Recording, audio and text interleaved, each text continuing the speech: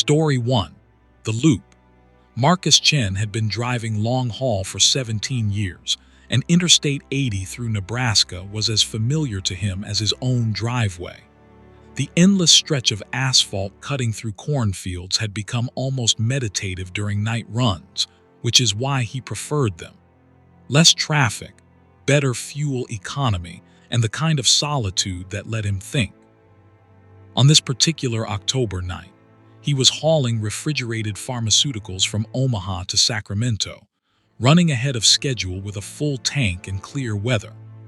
The digital clock on his dashboard read 2:47 a.m. when he passed the exit for Lexington.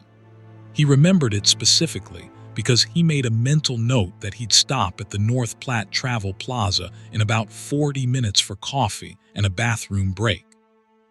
The moon was nearly full, casting silver light across the harvested fields on either side of the highway. His CB radio crackled occasionally with distant chatter from other drivers, but the frequency was mostly quiet at this hour. Marcus adjusted his posture in the seat and took a sip from his thermos. The coffee had gone lukewarm, but it still did the job. He'd been listening to a podcast about solved mysteries, but it had ended about 20 minutes ago, and now he was driving in silence except for the steady hum of his engine and the whisper of tires on pavement. The highway stretched ahead of him, straight as an arrow, his headlights cutting through the darkness. That's when he noticed the billboard. It was one of those regional advertisements, this one for a steakhouse called the Rusty Spur. The sign featured a cartoon cowboy and the words "Best Steaks in Nebraska, Exit 237. Marcus had passed this billboard countless times over the years. It was unremarkable in every way except for one thing that caught his attention this time. There was a small spray-painted addition in the corner, fresh enough that the paint looked wet in his headlights. Someone had tagged it with the numbers 247. He thought it was odd, but didn't dwell on it. Vandalism on highway signs was common enough. He continued driving, watching the mile markers tick by. The landscape remained unchanging, fields on both sides, the occasional farmhouse dark and distant. His mind wandered to his daughter's upcoming birthday, trying to calculate whether he'd make it home in time. 10 minutes later, according to his dashboard clock, which now read 2:57, he should have been approaching different scenery, perhaps a slight curve in the road or the overpass near Kazet. Instead, he saw the same billboard approaching in his headlights, the Rusty Spur, the cartoon cowboy, and those spray-painted numbers, 247. Marcus felt a cold prickle at the back of his neck. He checked his odometer, which confirmed he'd traveled exactly 11 miles since he last noted the distance. The highway mile markers confirmed it too, but there was that same billboard. He told himself it had to be a different sign, maybe a second location for the restaurant using identical advertising. That made sense. Companies did that all the time, except the vandalism was identical. The same spray-painted numbers in the same corner, the same wet-looking sheen to the paint. Even the pattern of the spray, with a small drip extending from the number 7, was exactly the same. He grabbed his CB radio. "This is Nighthawk 6 on Interstate 80 westbound. Anyone cop?" Static answered him. He tried again. "Any drivers on I-80 in Nebraska? This is Nighthawk 6 requesting radio check." Nothing but the hiss of empty air. Marcus drove faster now, pushing his speed up to 75. His eyes locked on the road ahead, searching for anything different, any landmark that would prove he was making progress. The dashboard clock advanced normally, 3:01:3:02:03. The mile markers changed. His truck was definitely moving. But the landscape seemed frozen, the same configuration of distant lights, the same empty fields. Then at what should have been 3:07 according to his dashboard, he saw it again. The Rusty Spur billboard approaching in his headlights, the cartoon cowboy grinning at him, the spray-painted numbers, 247, the same drip from the 7.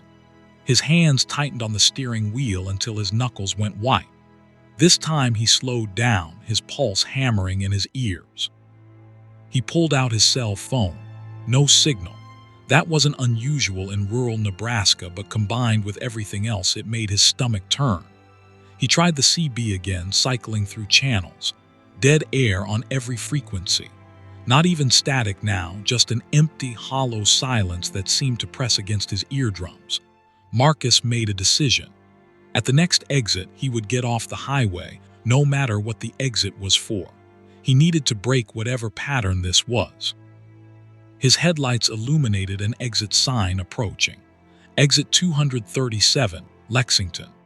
The same exit he'd passed at 2:47, which was now, according to his clock, impossible because that had been over 20 minutes ago.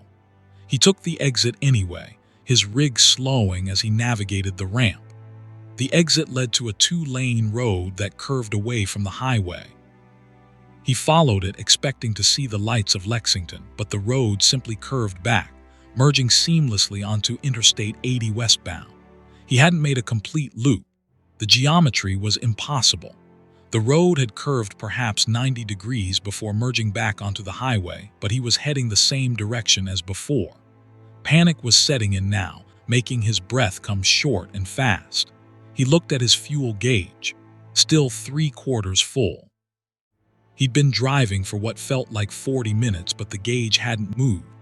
The dashboard clock read 3:17, but he'd lost all sense of what that meant. The billboard appeared again, the rusty spur, the cowboy.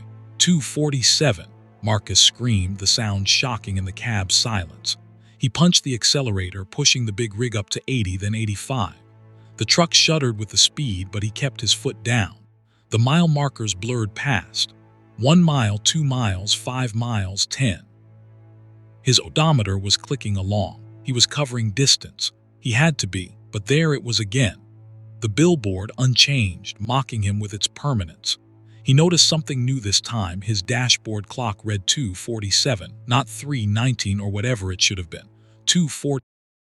The exact time he'd first passed the sign.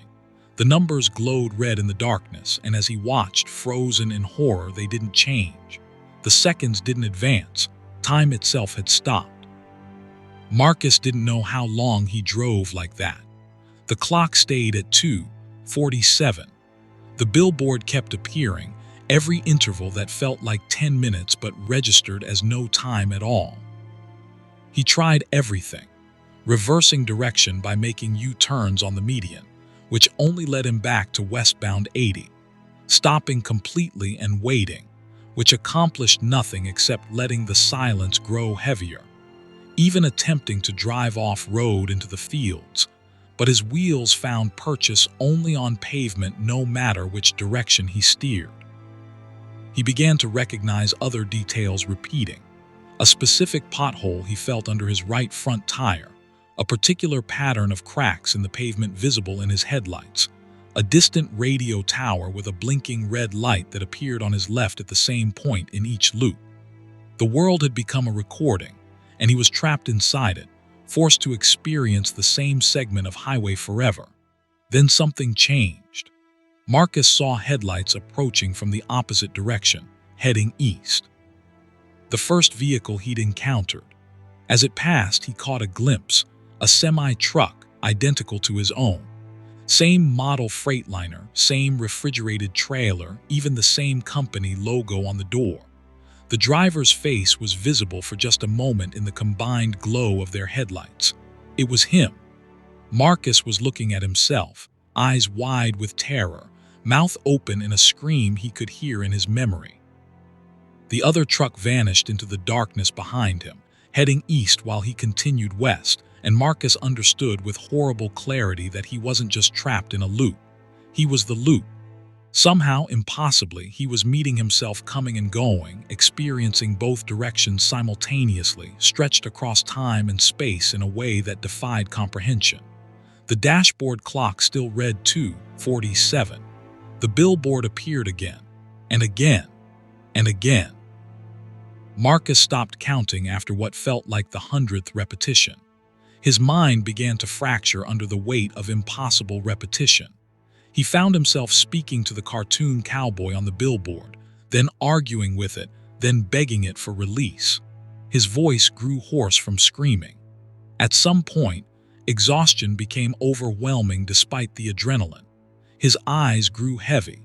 The road, which had been his prison, began to look like salvation. If he just closed his eyes and let the truck drift, maybe the crash would break the loop. Maybe oblivion was the exit he needed. Marcus woke to bright sunlight and the blaring horn of an angry motorist. He was still on Interstate 80, but cars surrounded him now, morning traffic flowing normally. His clock read 7:23 a.m. His fuel gauge showed a quarter tank. His GPS confirmed he was approaching North Platte, exactly where he should be based on having driven through the night normally. His phone showed dozens of missed calls and texts from his dispatcher, wondering why he hadn't checked in.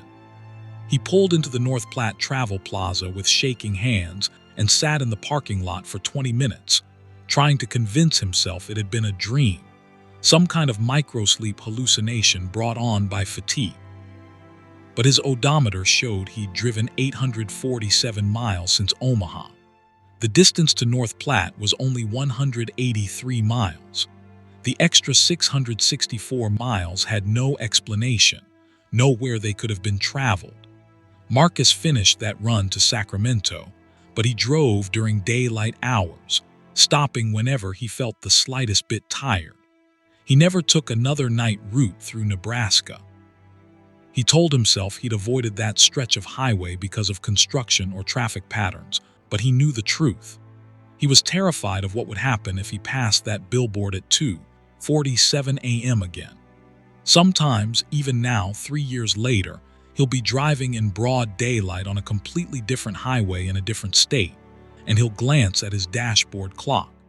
If it reads 2:47, his hands start shaking, and he has to pull over until the time changes.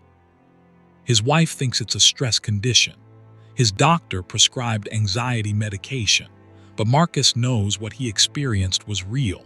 He knows because last month, while scrolling through a trucking forum, he found a post from another driver describing an identical experience on the same stretch of I-80. Different year, different month, but the same billboard, the same loop, the same time, 2:47. And in the comments, 3 other drivers shared similar stories, all different dates. All the same highway, all trapped at 2:47 a.m. Marcus doesn't comment on these posts. He doesn't share his story, because part of him fears that talking about it, acknowledging it too directly, might pull him back there, to that eternal loop, that endless repetition, that moment frozen in time where he drives forever and goes nowhere, where the rusty spur cowboy grins at him from a billboard marked with the time he ceased to exist in the of the world, where he's still driving, even now, forever passing the same sign, forever trapped at 2:47. Story 2. The Passenger. Rita Alvarez had been driving a dedicated route between Phoenix and Seattle for Trans-Pacific Logistics for 9 years. She knew every rest stop, every way station, every decent truck stop diner along Interstate 5. She prided herself on her perfect safety record and her ability to handle any mechanical issue that might arise on the road. At 43, she was one of the most experienced drivers in her company's fleet, and she'd earned the respect that came with that experience. She didn't spook easily, didn't believe in superstitions, and had always scoffed at the ghost stories other truckers shared on the CB radio. It was a Tuesday in March when she picked up a load of electronics from a distribution center in Phoenix. The manifest was standard, the weight was well within limits, and the delivery deadline gave her plenty of time to make the run without pushing too hard. She preferred it that way. Steady and safe had always been her motto. She pulled out of the facility at 4:00 p.m., planning to drive through the evening and night, reaching the California border by morning. The weather was perfect, the kind of clear desert evening where the sunset painted the sky in shades of orange and purple that seemed almost unreal. Rita had her favorite playlist going, a mix of classic rock and country that matched her mood. Traffic was light heading north out of Phoenix, and she settled into that comfortable rhythm that experienced drivers know, where the act of driving becomes almost automatic, leaving the mind free to wander. She was about 40 miles past Wickenburg, in that stretch where civilization disappears and the desert takes over completely, when she first noticed something in her passenger seat. At first, she thought it was just a trick of the fading light, a shadow cast by the setting sun. But when she glanced over more directly, her breath caught in her throat. There was a woman sitting there, not fully solid but not exactly transparent either. She had the quality of someone seen through heavy fog, present but indistinct. She wore what looked like a floral dress from maybe the 1950s or 60s, and her hair was styled in an old-fashioned way. But it was her face that made Rita's blood run cold. The woman was looking straight ahead through the windshield, her expression completely blank, and she wasn't breathing. Her chest didn't rise and fall. She didn't blink. She simply sat there, motionless as a Rita jerked the wheel in shock, nearly sending the rig into the median before she corrected. Her heart hammered against her ribs as she stared at the figure, expecting it to vanish. It didn't. The woman remained unchanged, unmoving. Rita rubbed her eyes, looked away, looked back, still there. She reached out tentatively to touch the figure, and her hand passed through it like smoke, though she felt a distinct coldness that made her fingers ache. She grabbed her CB radio with a shaking hand. "Anyone on this channel, this is Desert Rose on I-10 northbound, mile marker 147. Anyone copy?" A trucker responded, his voice crackling through.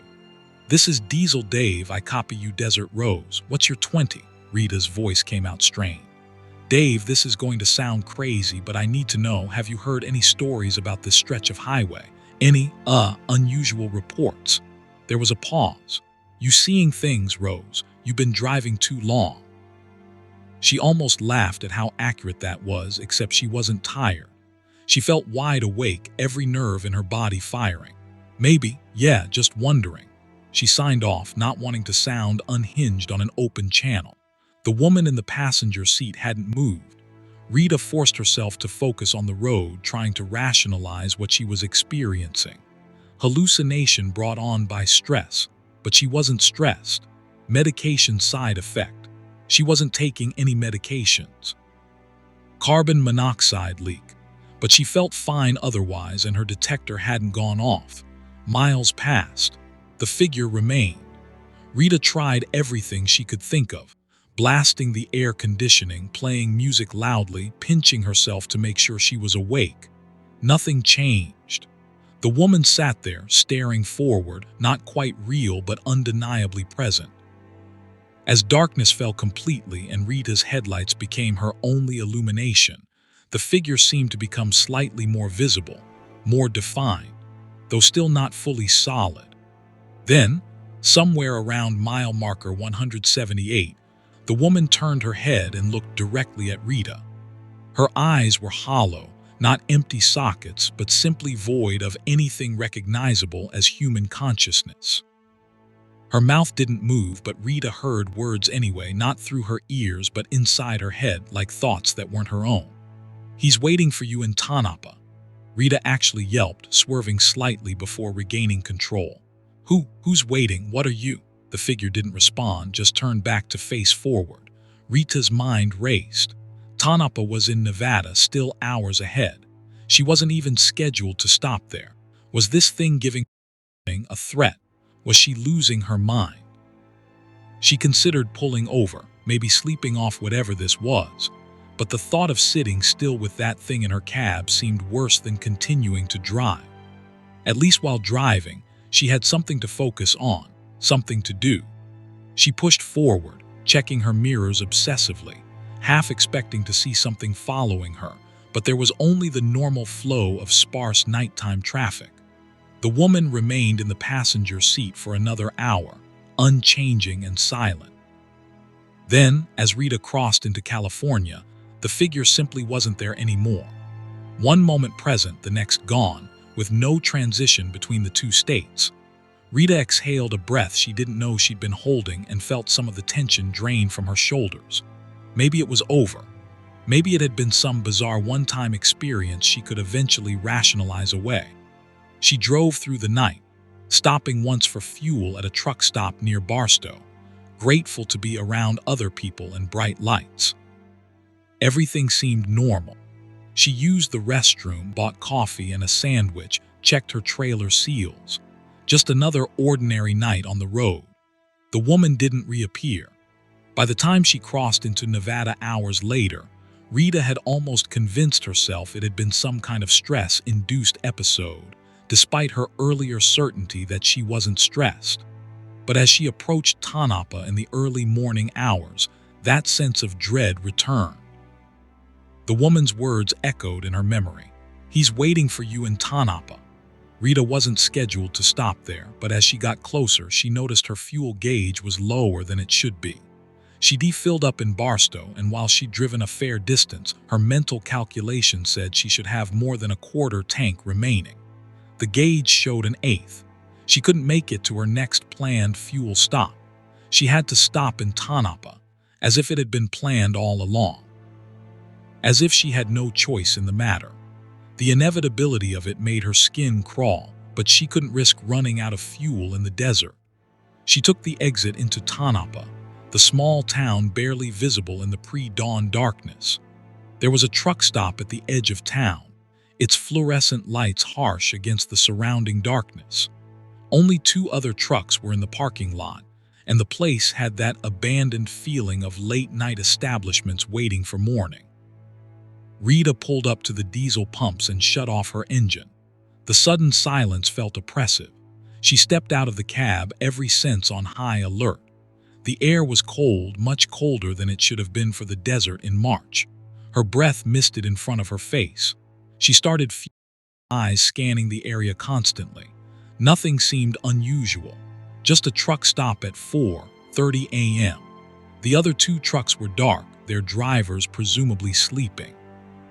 She was about to go inside to pay when she noticed him.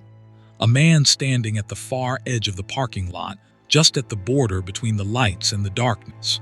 He was too far away to make out details, but something about his posture, the way he stood perfectly still, made her certain this was who the woman had warned her about, or promised her to. Rita wasn't sure which. She finished fueling quickly and went inside. The clerk was a middle-aged man with tired eyes, reading a paperback behind the counter.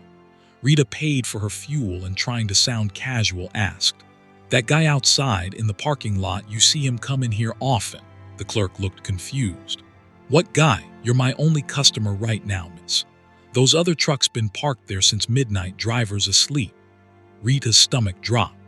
She looked through the window. The man was closer now, having moved while she was inside, though she hadn't seen him walk. He was maybe 30 feet from her truck, still indistinct in the strange light, but definitely there. She could see he was wearing what looked like old work clothes, stained with something dark. "You don't see him? Right there," she pointed. The clerk came around the counter and looked. "Miss, there's nobody there. You okay? You need me to call someone?" Rita backed away from the window. No, I'm fine, just tired." She hurried back outside, her keys clutched in her hand like a weapon. The man was standing next to her truck now, right by the driver's door. Up close, she could see that the stains on his clothes were oil or maybe blood, she couldn't tell. His face was wrong somehow, the features blurred like an old photograph left in the sun. He raised one hand and pointed at her trailer. Rita didn't know what possessed her to do it, but she walked to the back of her trailer and checked the seal. It was intact, the number matching her manifest, but there was something else. Scratches around the lock mechanism, fresh ones that hadn't been there when she'd loaded in Phoenix or checked in Barstow. Someone had tried to break into her trailer. She grabbed her flashlight from the cab and checked more carefully. The scratches were deliberate, made with some kind of tool. Someone had definitely tried to force the lock, though they hadn't succeeded. Her manifest said she was carrying electronics, but suddenly she wasn't so sure. The load had been pre-sealed when she picked it up, which was unusual but not unheard of. When she turned around, the man was gone. The woman from her passenger seat was standing there instead, that same blank expression, that same 1950s floral dress. This time moved, though the voice still came from inside Rita's head. Don't deliver this load. They're waiting in Seattle. They'll kill you for what you're really carrying. Rita felt ice water pour through her veins. What am I carrying? What is this? But the woman vanished and Rita was alone in the parking lot. Dawn was beginning to break, painting the sky with gray light. Everything looked normal, just a truck stop, just a driver having a rough night. She climbed back in her cab and sat there, hands shaking on the steering wheel. Every rational part of her brain said to dismiss this, to continue her route, to fulfill her contract. Ghosts weren't real. Warnings from phantom passengers weren't real, but the scratches on her trailer were real. And something in her gut, that instinct built from 9 years of professional driving, told her that ignoring this warning would be a fatal mistake. Rita made her decision. She called her dispatcher and reported a mechanical issue, said she needed to take the truck to a facility for inspection. The dispatcher was annoyed but agreed, directing her to a Trans-Pacific approved mechanic in Reno. She drove there as the sun came up, barely noticing the beautiful desert morning, her mind cycling through possibilities and fears. At the mechanic's shop, she insisted they inspect the trailer seal and check the cargo. The mechanic was reluctant, said it would void the seal and she'd need authorization. Rita called her dispatcher again, claimed she'd heard suspicious noises from the trailer. Finally, annoyed and under pressure, the company authorized the inspection. They cut the seal and opened the doors. The electronics were there as listed on the manifest, but underneath them, hidden beneath a false floor that wouldn't have been noticed without thorough inspection, were packages. Lots of packages. The mechanic pulled one out and opened it. Synthetic opioids enough to flood a city. The police were called. Rita was questioned for hours but eventually cleared. She had no knowledge of the contraband. The investigation revealed that a theft ring had infiltrated the distribution center, using legitimate cargo shipments to move drugs. The driver was supposed to deliver the load to a specific dock in Seattle, where conspirators would unload both the legitimate cargo and the hidden packages. Rita's perfect safety record and reliability had made her the perfect unwitting mule. Several people were arrested, including 2 men who'd been waiting at the Seattle facility. They were armed and had a history of violence. The investigating detective told Rita off the record that if she'd made that delivery without knowing what she probably wouldn't have survived the night. The thieves couldn't risk her eventually figuring out what had happened. Rita never drove for Trans-Pacific again. She couldn't. The experience had shaken something fundamental in her understanding of the world. She took a job with a local delivery company, home every night, no long hauls. She doesn't talk about the woman in the floral dress or the man at the truck stop. When other drivers share ghost stories, she stays quiet. But sometimes, late at night when she can't sleep, she thinks about that warning. He's waiting for you in Tanapa. The woman had known. Somehow, someway, something beyond Rita's understanding had reached across whatever barrier separates the living from the dead and saved her life. She doesn't know why she was warned. She doesn't know who the woman in the floral dress was or what her connection to that highway might be. What Rita does know is that she owes her life to a ghost, and that knowledge sits in her mind like a stone, heavy and undeniable. Reality isn't what she thought it was. The universe contains more mysteries than she can comprehend. And somewhere on Interstate 10 between Phoenix and California, something watches over travelers and occasionally, for reasons unknowable, reaches out to change their fate. Rita was chosen to be saved, and she has no idea why. That's the part that keeps her awake at night, the question she'll never be able to answer. Why her? And who wasn't saved because they didn't see the passenger sitting in their cab, warning them of the danger ahead. Story 3. The facility. Derek Patterson had driven through every contiguous state in America during his 12 years of cross-country hauling, and he thought he'd seen every kind of strange facility and warehouse operation that existed. He delivered to underground bunkers in Nevada, mountain research stations in Colorado, and isolated agricultural complexes in the middle of Kansas wheat fields. Nothing surprised him anymore, or so he thought. In late January, he picked up a load from a distributor in Denver that was destined for a location he'd never heard of before, a facility designated only as Blackwood Station, somewhere in eastern Montana. The address in his GPS was nothing but coordinates, no street name or town designation. That was unusual but not unprecedented for rural or secure facilities. The manifest listed his cargo as laboratory equipment and supplies, weight and dimensions provided but no specific itemization. The shipper was a medical research company with proper credentials. Everything looked legitimate, and Derek had clearance for hazmat transport if needed.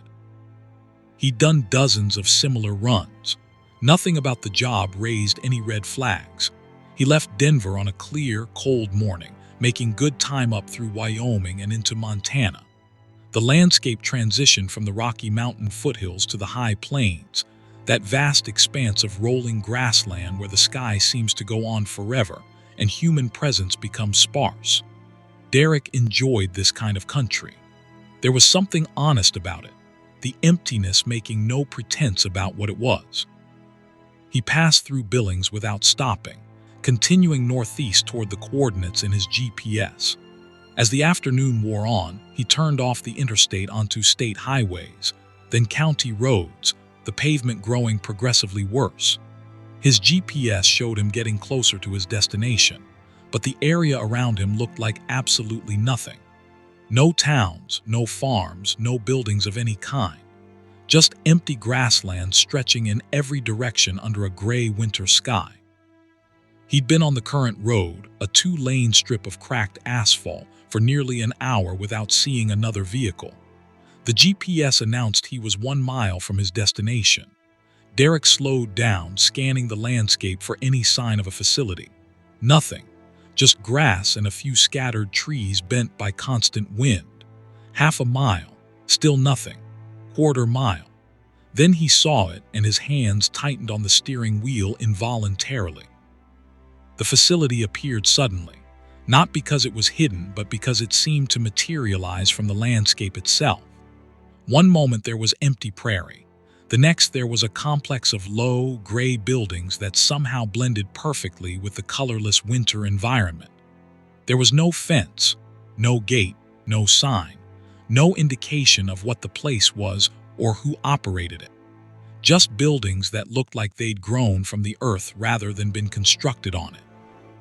A paved road, newer and in better condition than the one he'd been traveling, led to the complex. Derek turned onto it, following the GPS's instructions. As he got closer, he could see the buildings more clearly. They were concrete, windowless, arranged in a geometric pattern that seemed deliberately designed to be difficult to comprehend from ground level. There were 5 or 6 structures, maybe more, their angular shapes interlocking in ways that made it hard to tell where one ended and another began. There was a loading dock, at least. That was something normal. Derek pulled up to it, setting his air brakes and shutting down the engine. The silence that followed was profound.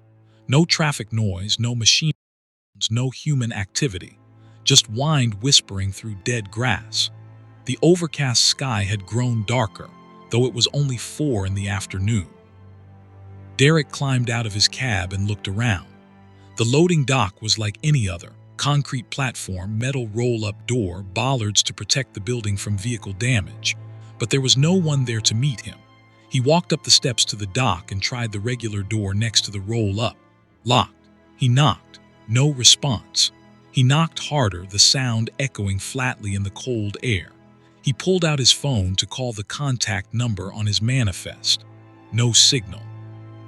That wasn't surprising given how remote the location was. He tried his CB radio, calling out his location and asking if anyone from the facility was listening. Static was his only answer. Derek felt the first prickle of unease. In 12 years, he'd never shown up at a delivery location to find absolutely no one present. Even automated facilities had monitoring systems, cameras, someone watching remotely who could communicate. He walked along the loading dock, looking for any sign of life. There were security cameras mounted above the door, but their lenses were dark. No little LED lights indicating they were recording. He moved to the edge of the dock and looked at the other buildings. No lights in any of them. No vehicles in sight. Nothing. Growing frustrated, Derek returned to his truck and checked his paperwork again. The coordinates were correct. This was definitely the place. The manifest specified delivery by 6:00 p.m. today, which gave him 2 hours.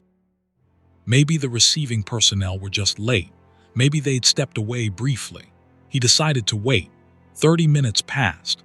The sky grew darker. Derek turned on his cab lights and made himself a sandwich from his cooler. He checked his phone repeatedly, hoping for a signal to appear. Nothing. The facility sat silent and dark around him, and the isolation was beginning to get to him. He'd been alone on roads for days at a time without feeling this uneasy. There was something wrong about this place, something that went beyond the simple absence of people. At 5:00 p.m., with the winter darkness falling rapidly, Derek saw lights come on in one of the buildings. Not bright lights, just a faint glow visible through what must have been ventilation grates near the roofline. It was enough to make him relax slightly. Someone was there. Someone had just arrived or had been there all along in an interior office without windows. He climbed out of his truck again and approached the loading dock. The roll-up door was opening, rising with a mechanical hum that sounded unnaturally loud in the quiet. Derek felt relief wash over him. Finally, he could make this delivery and get out of here. The door finished rising, revealing the dark interior of a loading area. Derek's relief evaporated instantly, replaced by a cold dread that started in his stomach and spread through his entire body.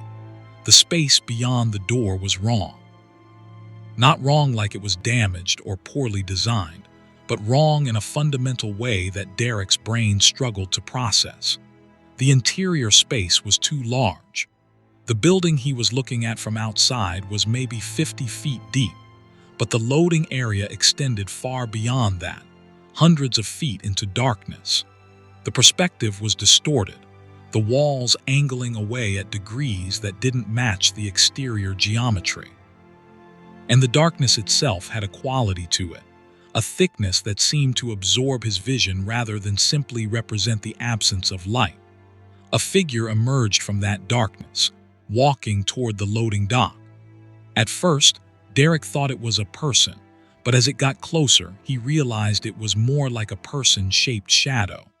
It had the right number of limbs, the right general proportions, but no features, no details. Just a three-dimensional silhouette that moved with a fluid grace that was almost but not quite human. The shadow figure stopped at the edge of the loading dock and raised one arm, gesturing toward Derek's trailer in what was clearly an instruction to back up to the dock. Derek stood frozen, his rational mind and his instincts engaged in a violent battle. Every rational thought said this was just a person in dark clothing. The weird perspective of the interior was just a trick of poor lighting. He was seeing things because he was tired and creeped out. But his instincts screamed at him to run, to get in his truck and drive away as fast as possible, to abandon the load and never look back. Another figure emerged from the darkness. Then another. 3 shadow figures standing on the loading dock, waiting. The gesture was repeated, more insistent this time. Back up to the dock. Make the delivery. Derek's legs moved as if controlled by someone else. He climbed into his truck, started the engine, and began backing toward the dock, watching his mirrors with mechanical precision. His hands shook on the steering wheel. He got the trailer aligned with the dock and set the brakes. Through his mirrors, he could see the shadow figures moving toward the trailer doors. He should get out, help with the unloading, get the paperwork signed. That's what he should do. But he couldn't make himself open the door. He sat there, watching in the mirrors as the figures opened his trailer. What happened next made Derek's mind rebel against the evidence of his own eyes. The cargo didn't come out of the trailer in any normal way. It didn't float or get carried or move on equipment. It simply ceased to exist in the trailer and began existing inside the facility. One moment the boxes and crates were stacked in his trailer, the next they were gone, and through the open trailer doors, he could see them arranged inside the impossible interior space of the building. The transfer took maybe 30 seconds. Then the trailer doors swung shut on their own, and the roll-up door began to lower. One of the shadow figures moved quickly, sliding something under Derek's driver's side door before the roll-up door closed completely. The document fluttered to the ground. The mechanical hum stopped. The lights in the building went out. Derek sat in his truck, every muscle locked tight, his breath coming in short, rapid gasps. He didn't remember deciding to leave. He just found himself driving, pulling away from the facility, heading back the way he'd come. The signed delivery confirmation was on the ground by the loading dock. He didn't have it. He didn't care. He drove faster than he should on the deteriorating roads, his headlights cutting through the darkness, his mind refusing to process what he'd experienced. When he finally hit the interstate hours later, he pulled into the first truck stop he found and sat in the parking lot, shaking. He checked his trailer. Empty as it should be. No sign that anything unusual had happened. Just a normal completed delivery. He tried to convince himself of that. Just a normal delivery to a weird facility. People in dark coveralls. Bad lighting creating optical illusions. Nothing supernatural or impossible. But when he checked his paperwork, he found the delivery confirmation. It was in his cab on the passenger seat, though he knew absolutely that he hadn't picked it up from the ground. The signature on it wasn't a signature. It was a symbol, a geometric pattern that hurt to look at, that seemed to move and shift when he tried to focus on it. He shoved the paper in his folder and tried not to look at it again. Derek submitted his completed paperwork electronically when he got somewhere with Wi-Fi, scanning the confirmation and sending it through without examining it. He didn't mention anything unusual in his trip notes. He put the facility out of his mind, or tried to. But for weeks afterward, he found himself thinking about it. The memory of those shadow figures and that impossible interior space returning in quiet moments. He tried Blackwood Station online. Nothing. No facility by that name in Montana. He tried the coordinates. According to satellite maps, there was nothing at that location but empty grassland. He even called the medical research company that had contracted the shipment. They had no record of any delivery to Montana in January. The whole job seemed to have been erased from existence. 3 months later, Derek got another assignment to the same coordinates. Different cargo, different shipper, but the same destination. Blackwood Station, Montana. He stared at the manifest for a long time, then called his dispatcher and quit. No explanation, no notice, just an immediate termination of his contract. He'd never done anything like that before, had always prided himself on professionalism. But he knew with absolute certainty that he could not go back to that facility. Whatever was happening there existed outside the normal rules of reality, and humans were not meant to witness it. He got a job driving locally, then eventually left trucking entirely. He works in a warehouse now, loading and unloading trucks, and he's happier than he ever was on the road. He doesn't talk about why he quit long-haul driving. People who knew him were surprised by the career change, but he never explained. How could he? How could he tell people that somewhere in eastern Montana, there's a facility that shouldn't exist, operated by things that aren't quite human, doing work that violates the basic geometry of space itself? Sometimes Derek wonders about the driver who took that second assignment, whether they made it back, whether they saw what he saw.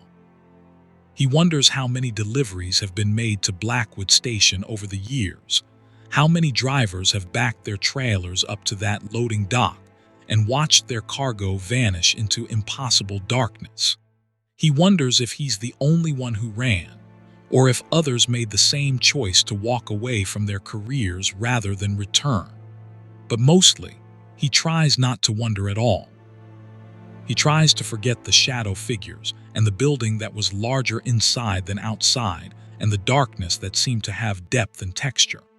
He tries to live in the normal world where physics work the way they're supposed to, and facilities are just buildings and cargo moves according to reasonable physical laws. Most days he succeeds, but sometimes when it's late and quiet, he remembers backing up to that loading dock, and the memory is so vivid, so undeniably real, that he knows he didn't imagine it. Something is out there in the Montana grassland, something that uses trucks and drivers for can't comprehend, and it's still there, still operating, still receiving deliveries from drivers who have no idea what they're really hauling or where they're really taking it. Derek knows because he checked the company's job boards out of morbid curiosity. Blackwood Station is still on there, still requesting deliveries, still giving out nothing but coordinates and vague cargo descriptions. Drivers are still taking those jobs, still backing up to that dock. And Derek wonders how many of them see the shadow figures, or if he was somehow special, somehow cursed with awareness of something others mercifully don't perceive. He doesn't know. He'll never know. And that uncertainty is its own kind of horror, one that follows him every day of his new, safer, impossibly mundane life. Story 4. The Mirror Road. Jasmine Williams had been driving for Premier Cross Country Transport for 6 years, specializing in high-value cargo that required bonded drivers with spotless records. Tonight she was hauling computer servers from Austin to Chicago, equipment worth nearly $2 million that required careful handling and climate control. She was 48 hours into a 70-hour window, making excellent time, and looking forward to delivery and the week off that would follow. The route took her through Missouri on Interstate 70, a highway she traveled dozens of times in all seasons and weather conditions. It was just after midnight in mid-April when she passed through Kingdom City, one of those small towns that exists primarily to service interstate travelers. She stopped there for fuel and a quick dinner, chatting with other drivers about road conditions and traffic. Everything was normal. The night was clear, temperature comfortable, her rig running perfectly. She merged back onto I-70 heading east, settling into the rhythm of night driving. The highway was moderately busy, the usual mix of commercial trucks and late-night passenger vehicles. Jasmine watched her mirrors, maintained proper following distance, kept her speed steady at 67 miles per hour. Her mind wandered through plans for her time off, maybe a trip to visit her sister in Atlanta, some overdue maintenance on her house. Standard trucker thoughts during the boring stretches. She passed a mile marker, 152, then 153. Then something caught her attention in her driver's side mirror. There was a truck behind her, maybe a quarter mile back, and something about it seemed familiar. Same make and model as hers, same refrigerated trailer. Lots of trucks on the road looked similar, but as Jasmine watched, the trailer had the same dent near the front corner that her trailer had gotten in a loading dock incident 6 months ago. It was a distinctive dent, specific in its shape. Jasmine felt a cold prickle run down her spine. She looked harder in the mirror. The truck was definitely identical to hers. Not just the same model, but the same truck. Same company logo on the door. Same slight discoloration on the bumper from road salt. Same everything. And as the truck got closer, she could see the driver through the windshield. A black woman with her hair in the same braids Jasmine wore. Wearing the same blue flannel shirt Jasmine had put on that morning, she was looking at herself. Another version of her truck, driven by another version of herself, following behind her on the highway. Jasmine's heart began to race. She told herself it was impossible, a hallucination, maybe carbon monoxide despite her working detector. But the image didn't waver or fade. It stayed constant in her mirror, Another Jasmine driving another identical truck on the same highway. Then she looked forward and her breath stopped completely. In the distance ahead, she could see tail lights, and as she got closer, she recognized them. Another truck identical to hers, maintaining the same speed, staying the same distance ahead. Another Jasmine, another version of the same vehicle, leading the way on I-70. Jasmine checked all her mirrors frantically. Behind her, the duplicate was still there. In front, same thing. She looked at the mile markers. 158, 159, 160. They were advancing normally. Other traffic was on the road, regular vehicles that looked completely normal. But ahead and behind, versions of herself kept pace, perfectly synchronized with her movements. She tried the CB radio, hands shaking as she keyed the mic. "This is Nightshade on I-70 eastbound, anyone copy?" Immediately, her own voice came back through the speaker, the exact same words, the exact same tone. It wasn't an echo or a delay. It was simultaneous, multiple versions of her speaking at once. Jasmine dropped the mic like it had burned her. She made a decision. She would exit the highway at the next opportunity, break this pattern, get away from whatever impossible thing was happening. The sign indicated an exit in 2 miles. She watched the truck ahead of her, wondering if it would take the same exit. She watched the truck behind her in the mirror. They both maintained position, neither accelerating nor slowing. The exit came up. Exit 148, Jonesburg. Jasmine put on her turn signal and moved into the right lane. The truck did the same, signal flashing in perfect sync. The truck behind her followed. All 3 versions took the exit together, one following another in a line of impossible duplicates. The exit ramp curved away from the highway, leading to a dark 2-lane road. Jasmine followed it, her mind racing. The truck ahead of her stayed visible in her headlights. The truck behind stayed visible in her mirrors. They drove through what should have been a small town but seemed deserted. No lights in any buildings, no signs of human presence. Just empty streets and her own truck multiplied, driving through the darkness. Then the road curved back, and Jasmine felt her stomach drop. The curve was leading back to the highway, merging onto I-70 eastbound. But not from a different point. As Jasmine completed the merge, she saw the mile markers, 145, 146, 147. She'd gone backward. The exit that should have been exit 148 had somehow taken her back to before that point on the highway. And there were more trucks now. She could see them in all her mirrors, ahead and behind.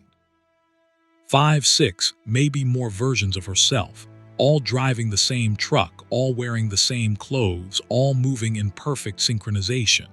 An army of Jasmines on an impossible highway. She tried accelerating, pushing her speed up to 75. The trucks ahead and behind matched her speed instantly, maintaining the exact same spacing. She tried slowing down to 50. Same result. They moved as one entity, as if they were all connected by invisible strings, or as if they were all the same truck somehow existing in multiple positions simultaneously. Mile markers passed, 150, 151, 152. Jasmine realized with growing horror that she was approaching exit 148 again, the same exit she'd already taken, and she knew with absolute certainty that she was going to take it again. Her hands moved on the steering wheel without her conscious control, guiding the truck into the right lane, activating the turn signal. She tried to fight it, tried to keep the truck in the left lane, but her body wouldn't obey. She was a passenger in her own body, watching herself take the exit. Through the dark town, back to the highway, merging at mile marker 145. More trucks now.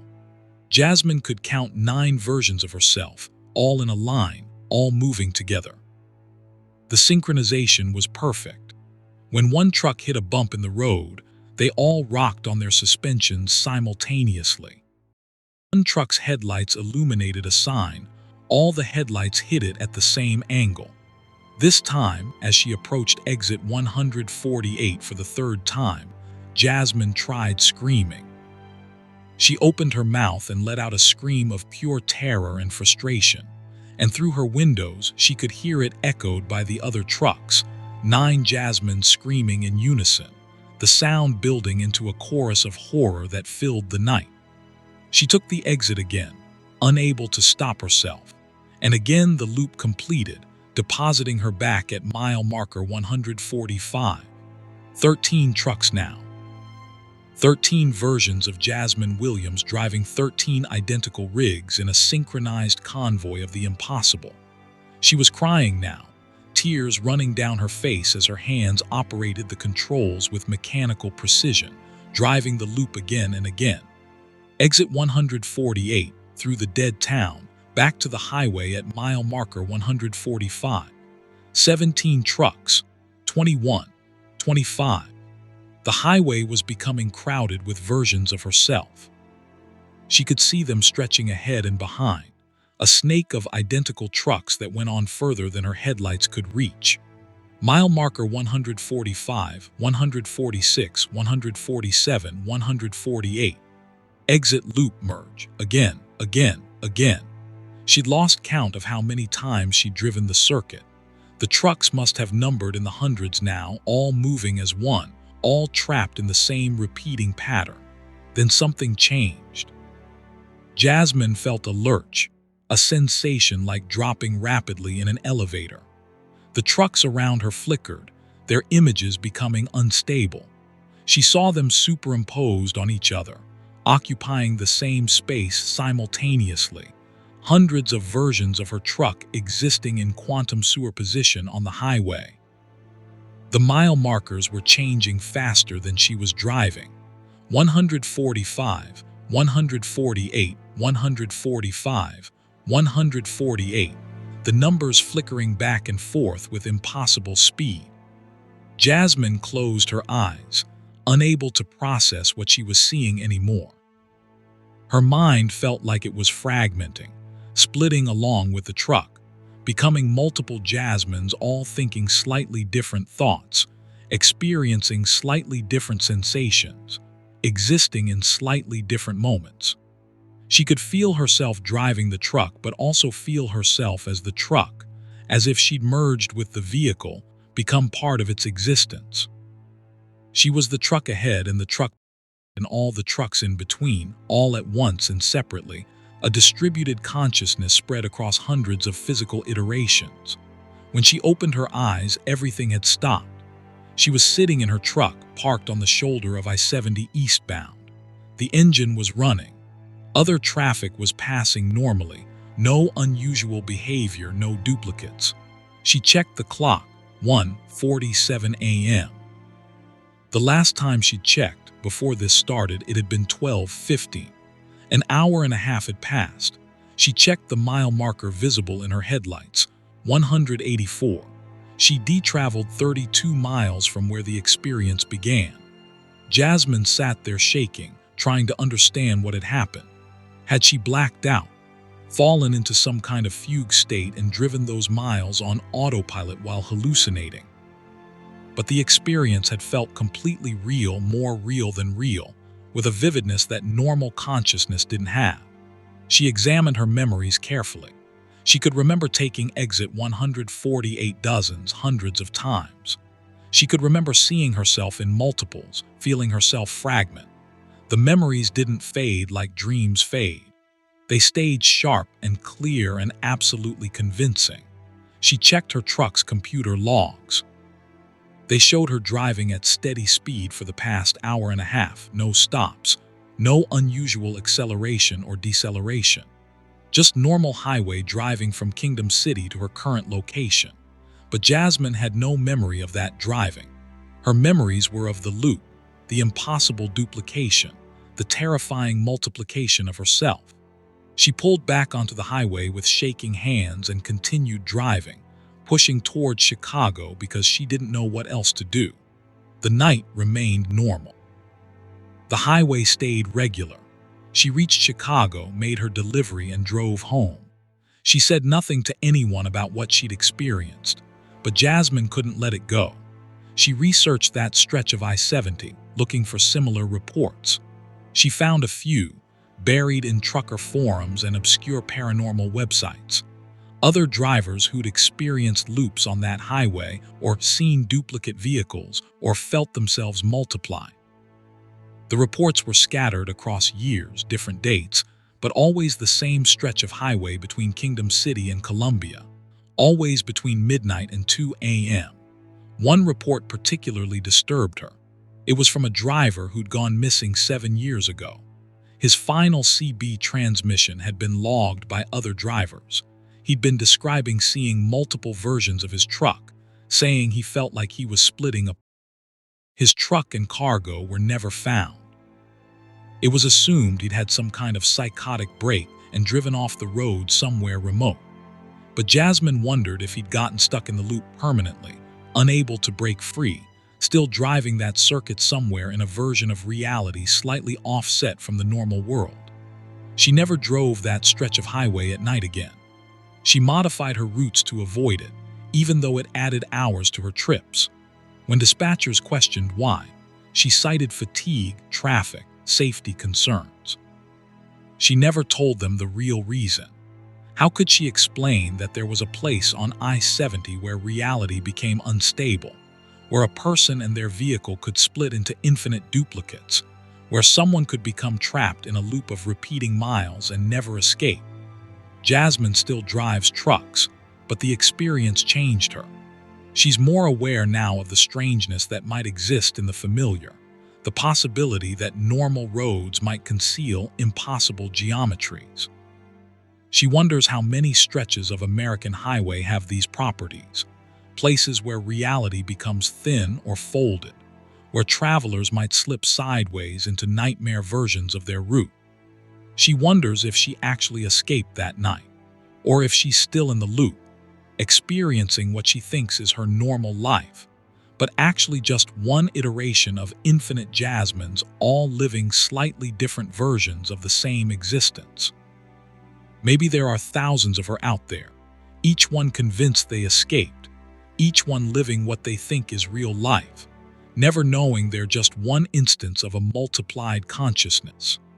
That thought keeps her awake sometimes, lying in bed in her house in Dallas, wondering if the ceiling above her is real or just a persistent hallucination maintained by a mind that fragmented on I-70 in Missouri. Wondering if her family and friends are real or just projections, echoes of the real people in a real world she can no longer access. She has no way to know. Reality, once broken, doesn't come with guarantees of repair. So Jasmine drives and lives and tries not to think about it. But every time she passes a mile marker, every time she takes an exit and merges back onto a highway, she feels a flutter of anxiety, a momentary fear that the loop will start again. That she'll see herself in the mirror, ahead and behind, and know that she never really escaped at all. That the exit from the nightmare doesn't exist and she's been driving in circles forever, multiplying endlessly, fragmenting further with each iteration, becoming less real with every mile. And the worst part is, know the difference. The loop would feel exactly like normal life, right up until the moment it revealed itself again. And maybe that moment is coming. Maybe it's already here. Maybe it never stopped. Story 5. The Voice. Samuel Okonkwo had been a truck driver for 15 years, the last 8 of which he'd spent as an owner-operator running his own rig. He specialized in refrigerated transport, mostly food distribution runs along the East Coast. At 52 years old, he'd seen enough of the road to know when something felt wrong, and he'd learned to trust that instinct. It had saved him from bad weather, dangerous drivers, and mechanical failures more times than he could count. But nothing in his experience prepared him for what happened on a December run from Atlanta to Boston. He picked up a load of frozen seafood from a processing facility outside Savannah and was making his way north on I-95, planning to drive straight through with minimal stops. The weather was clear, traffic was light for a Sunday night, and his rig was running perfectly. Everything about the trip was routine. He had an audiobook playing, some thriller novel he was half paying attention to, and his thoughts were on his daughter's upcoming wedding in January. Somewhere in South Carolina around 11 p.m., his radio picked up interference. It started as static cutting through the audiobook, brief bursts that grew longer and more frequent until the audio became unusable. Samuel switched it off, planning to drive in silence for a while. That's when he heard the voice. It came through his CB radio, even though the unit was turned off. The power light was dark, no indication it was receiving anything, but the speaker was active. The voice was female, young, and absolutely terrified. "Please, someone help me. I'm trapped. It's so cold. Please, if anyone can hear me, I'm trapped in the truck. Please help." Samuel grabbed the CB unit, checked the power, definitely off. He turned it on and the voice continued unchanged. "Please, I can't breathe. It's so cold. Someone help me. I'm in the trailer. I'm going to die. Please." The desperation in the voice made Samuel's chest tight. He keyed the mic. "This is Samuel Okonkwo. Who is this? Where are you? What truck?" The voice didn't respond to his question. It just continued the same message, repeating, "Please, someone help me. I'm trapped. It's so cold." Samuel pulled his truck onto the shoulder, heart racing. Could there be someone in his trailer, a stowaway who'd climbed in during loading? The facility had been secure, but it wasn't impossible. He grabbed his flashlight and climbed out of the cab. The night air was cold, freezing, temperature probably around 40 degrees. Samuel walked to the back of his trailer, checking the seal. Intact, same number as his manifest. He unlocked it anyway and opened the doors. Cold air rushed out, the refrigeration unit maintaining its 20-degree temperature. He shone his flashlight inside. Pallets of frozen seafood, stacked and secured exactly as they should be. No room for a person to hide and no signs of anyone having been inside. Samuel climbed up into the trailer anyway, checking behind pallets, looking for any possible space someone could occupy. Nothing, just cargo properly stored and completely normal. He closed the doors and returned to his cab. The voice was still coming through the CB. "Please, I can't breathe. It's so cold. Someone help me." Samuel tried again. "I can hear you, but I can't find you. Tell me where you are. What truck are you in? Give me information." No response, just the same message repeating in a loop. Samuel sat in his cab trying to think logically. A radio transmission from someone else's truck somehow bleeding through on his system. A prank by some bored driver. But the voice sounded genuinely terrified, and the fact that it was playing through his CB even when the unit was off made no sense. He tried changing channels. Voice followed, present on every frequency. He turned the CB off again. The voice continued, maybe slightly quieter but definitely still there. He drove on, unable to shake the feeling that he should be doing something, helping somehow. The voice continued its desperate plea for another 20 minutes, then stopped abruptly. The silence that followed was somehow worse than the voice had been. Samuel tried to focus on driving, but his mind kept returning to what he'd heard. The terror had been so real. In North Carolina, he stopped for fuel at a large truck stop near Lumberton. As he filled his tank, he saw another truck pull in, another refrigerated unit. Samuel approached the driver as he got out. "Hey man, weird question, but have you been hearing anything strange on your CB?" A woman's voice asking for help. The other driver, a white guy in his 30s, looked at him oddly. "No, nothing like that. Your radio acting up," Samuel shrugged. "Maybe, just thought I'd ask." He finished fueling and went inside to use the restroom. While washing his hands, he looked at himself in the mirror. He looked tired, more tired than he should be for this early in a run. Back in his truck, the silence continued for about an hour. Samuel was beginning to convince himself it had been some kind of bizarre radio malfunction, nothing supernatural or mysterious. Then the voice came back, different this time. Same voice, but not pleading anymore. Now it was angry. "You heard me. You heard me and you didn't help. You just kept driving. You let me die. Why didn't you help me?" Samuel felt ice water pour through his veins. He grabbed the CB mic. "I tried to help. I checked my trailer. I didn't know where you were." The voice continued, ignoring him. "You heard me calling and you let me die. It's your fault. You could have saved me. You heard me dying and you just kept driving." The words were venomous, full of rage and accusation. I didn't know what to do. Samuel was shouting now, aware of how insane he would sound if anyone could hear him. Tell me where you were, tell me how to help. But the voice just kept repeating its accusations, a litany of blame that made Samuel's hands shake on the steering wheel. You let me die. You heard me and you let me die. He pulled over again, this time in a rest area in Virginia. Other trucks were parked there, drivers sleeping in their cabs. Samuel got out and walked around, trying to clear his head. The accusatory voice had stopped when he turned off the engine, but he could still hear it in his memory, could still feel the weight of its blame. He thought about calling his wife, but what would he say? That a ghost was accusing him of murder through his CB radio. He walked to the restroom building, splashed water on his face. When he returned to his truck, he sat in the driver's seat for a long time before starting the engine. The moment he did, the voice came back. Not pleading or angry now, but describing. It's so dark, so cold. I can't feel my hands anymore. I can't feel anything. The air is gone. Everything is going dim. This is how it ends, alone in the dark, freezing to death. And no one came. Someone heard me, but no one came.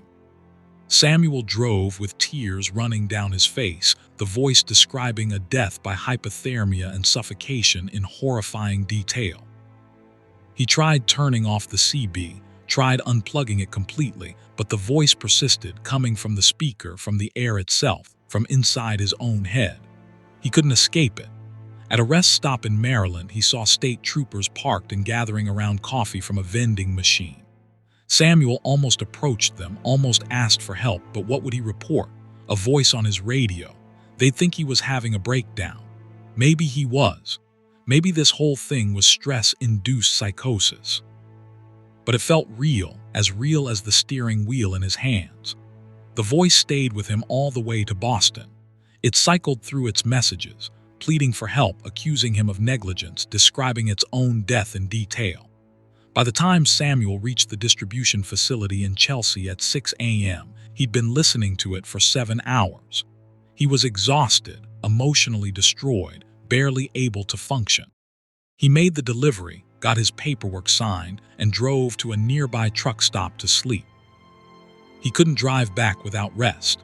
In the parking lot, he finally managed to fall into unconsciousness, the voice having stopped when he shut off the engine. He slept for 4 hours, deep and dreamless, waking to late morning sun streaming through his windshield. He checked his CB radio. It was working normally now, picking up chatter from other drivers about traffic and weather. No mysterious voice. Samuel felt a wave of relief so intense it made him dizzy. It was over. Whatever it had been, it was done. He could go home, try to forget this nightmare run, maybe see a doctor about stress management. He was scrolling through his phone, checking messages, when he saw a news alert. Body found in refrigerated trailer, woman dead in apparent stowaway incident. Samuel clicked on it with trembling fingers. The article reported that dock workers in Boston had discovered a woman's body in a refrigerated trailer that had arrived from Georgia. She'd apparently hidden in the trailer at some point during loading or transit, become trapped, and frozen to death. The trailer belonged to a seafood transport company. Samuel felt the world tilt around him. He clicked through to more details. The trailer had been carrying frozen seafood from Savannah. It had arrived at a facility in Chelsea. The description matched his cargo and delivery exactly. But the article said a different driver had made the delivery, a man named Robert Chen who'd been questioned and released, having no knowledge of the stowaway. Samuel's hands shook as he called his company's dispatch. "Hey, this is Samuel. Question about my delivery this morning in Chelsea. I delivered to New England Seafood Distribution, right?" the dispatcher confirmed. "Yeah, why?" Samuel asked. "Were there any other deliveries there this morning? Similar cargo from Savannah? Hold on." The dispatcher checked. "Yeah, actually. Another driver delivered about an hour before you. Robert Chen, independent operator, same shipper. Why, what's going on?" Samuel ended the call, his mind reeling. He pulled up the news article again, read it more carefully. The timeline indicated the body had been discovered around 7 a.m. after the first delivery of the morning. The woman had been in Robert Chen's trailer, not Samuel's, but Samuel had heard her dying. He'd heard her pleas for help, heard her accusations, heard her describe her own death, all while he was driving parallel to the truck she was actually trapped in. They'd been on the same highway, heading to the same destination, close enough for some kind of connection. But how? How had her voice reached him instead of the driver of the truck she was actually in? Samuel tried to research this, looking for similar phenomena.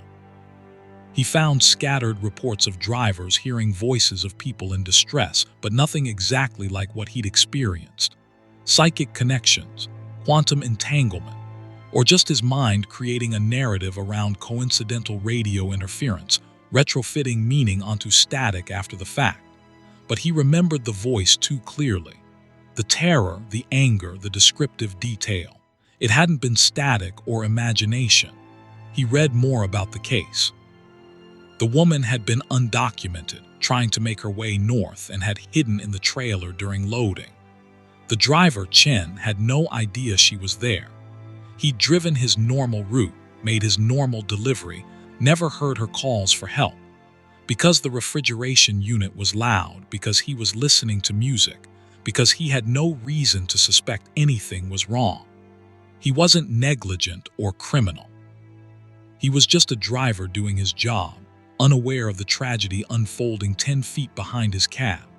But Samuel had heard her, every plea, every accusation, every moment of her death. Why him? Why had her dying thoughts or spirit or whatever it was reached across space to a different truck entirely? Samuel had no answers. He drove home to Atlanta, taking back roads instead of I-95, unable to face that highway again. He told his wife everything. She listened without judgment, held him while he cried, and suggested he talk to someone professional. Samuel did, seeing a therapist who specialized in trauma. He talked about survivor's guilt, about feeling responsible for something he couldn't have prevented. The therapy helped somewhat. He was able to function, able to work again. But something had changed in him. Samuel became obsessed with checking trailers. Every load, regardless of how secure the facility or how intact the seals, he would check for stowaways.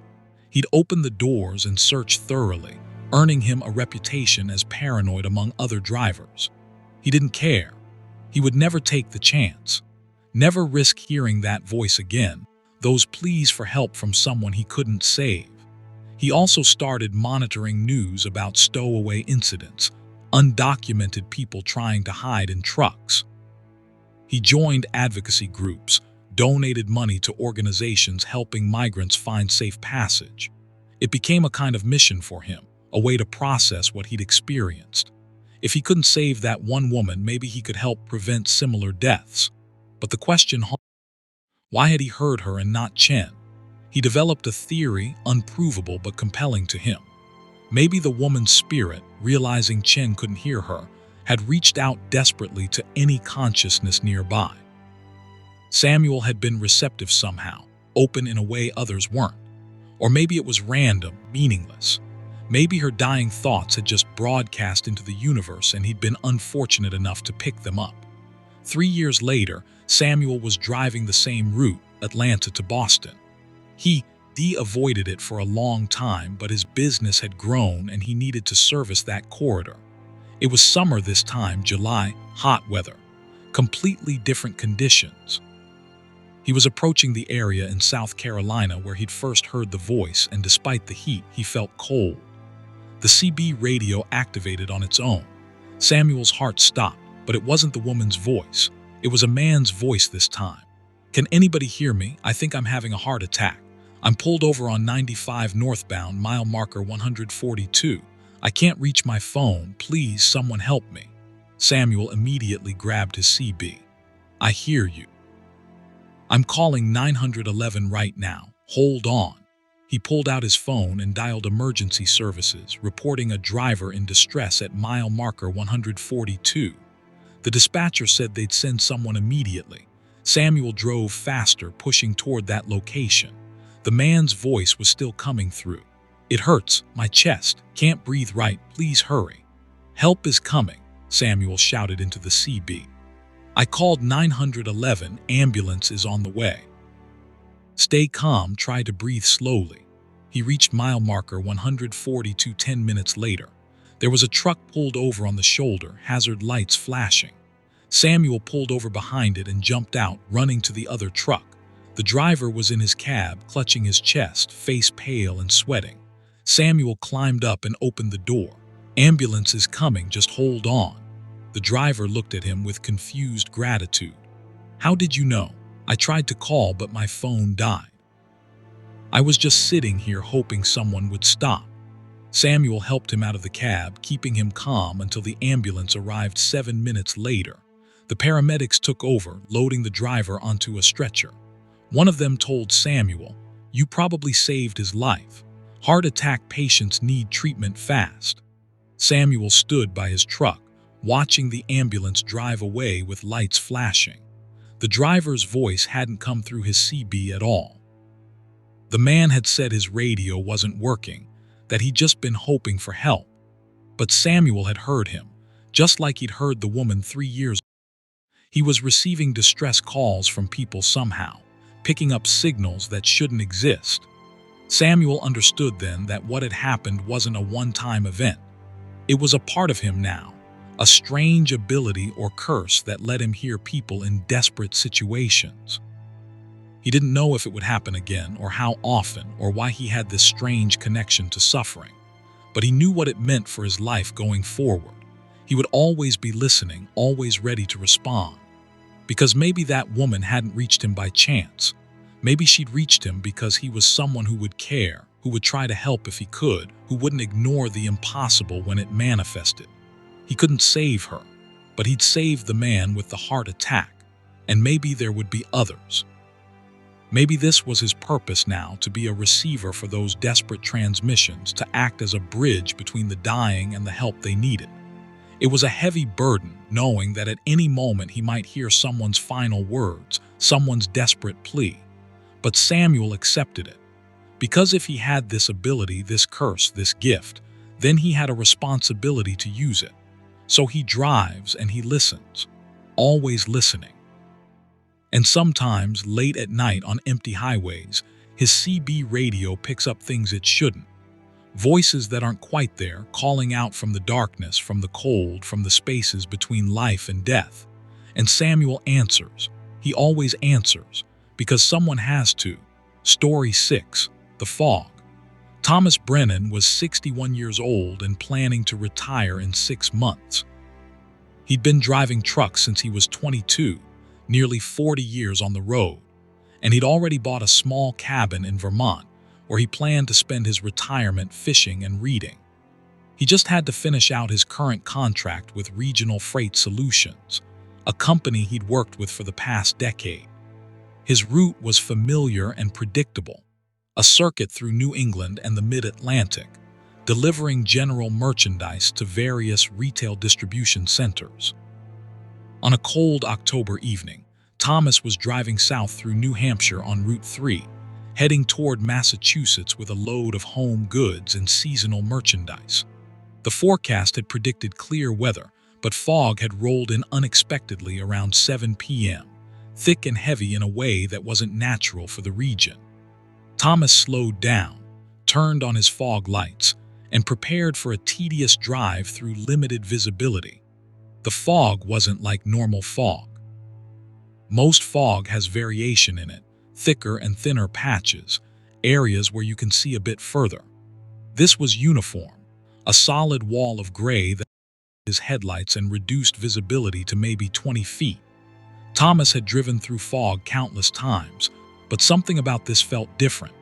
It felt purposeful, like it had weight and intention. He passed through the small town of Pennacook without incident, though the streets were eerily empty given it was only 7:30 p.m. on a Tuesday. Thomas attributed that to the weather. People were staying inside. Made sense. He continued south on Route 3, the GPS showing his route clearly estimated arrival at his destination in 2 hours. The road should have been relatively busy, but Thomas saw no other vehicles. Not ahead, not behind, not in the oncoming lane. Just fog and the empty road. After about 20 minutes, Thomas noticed something odd. He'd been passing the same landmarks repeatedly. A distinctive red barn with a specific advertisement painted on the side. A particular configuration of mailboxes at a residential cluster. A road sign indicating a turn to someplace called Thorndale. He'd passed each of these things multiple times now, every few minutes. But according to his odometer and GPS, he was covering distance. The GPS showed him progressing normally along Route 3, the blue dot moving steadily southward. Thomas pulled over, checking his GPS more carefully. It showed him about 5 miles past Pennacook, which matched the distance he'd traveled. But the landmarks repeating suggested he wasn't actually moving forward or was moving in a circle somehow. He looked at his GPS's map view. Route 3 was a fairly straight road through this section. No loops or circles, just a simple north-south highway. He pulled back onto the road and drove more slowly, paying careful attention to the mile markers. He passed marker 78, then 77, then 76. Good, those were advancing in the right direction. But then he saw the red barn again. The same advertisement for a local farm stand, the same faded paint. He was certain it was the same barn. Impossible if he was actually moving south. Thomas checked the GPS again. It still showed him moving forward. He tried his phone, thinking maybe the GPS was malfunctioning. No signal.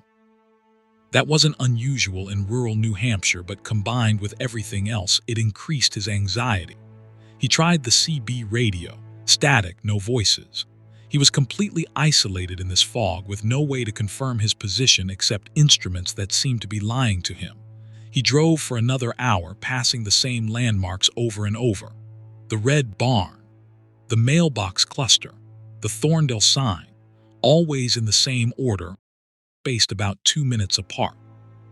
His GPS insisted he was making progress, that he'd now traveled nearly 25 miles. But subjectively, experientially, he was trapped in a loop of perhaps 4 or 5 miles, seeing the same stretch of road repeatedly. Thomas was a practical man, not given to panic or superstition. He approached this like a mechanical problem.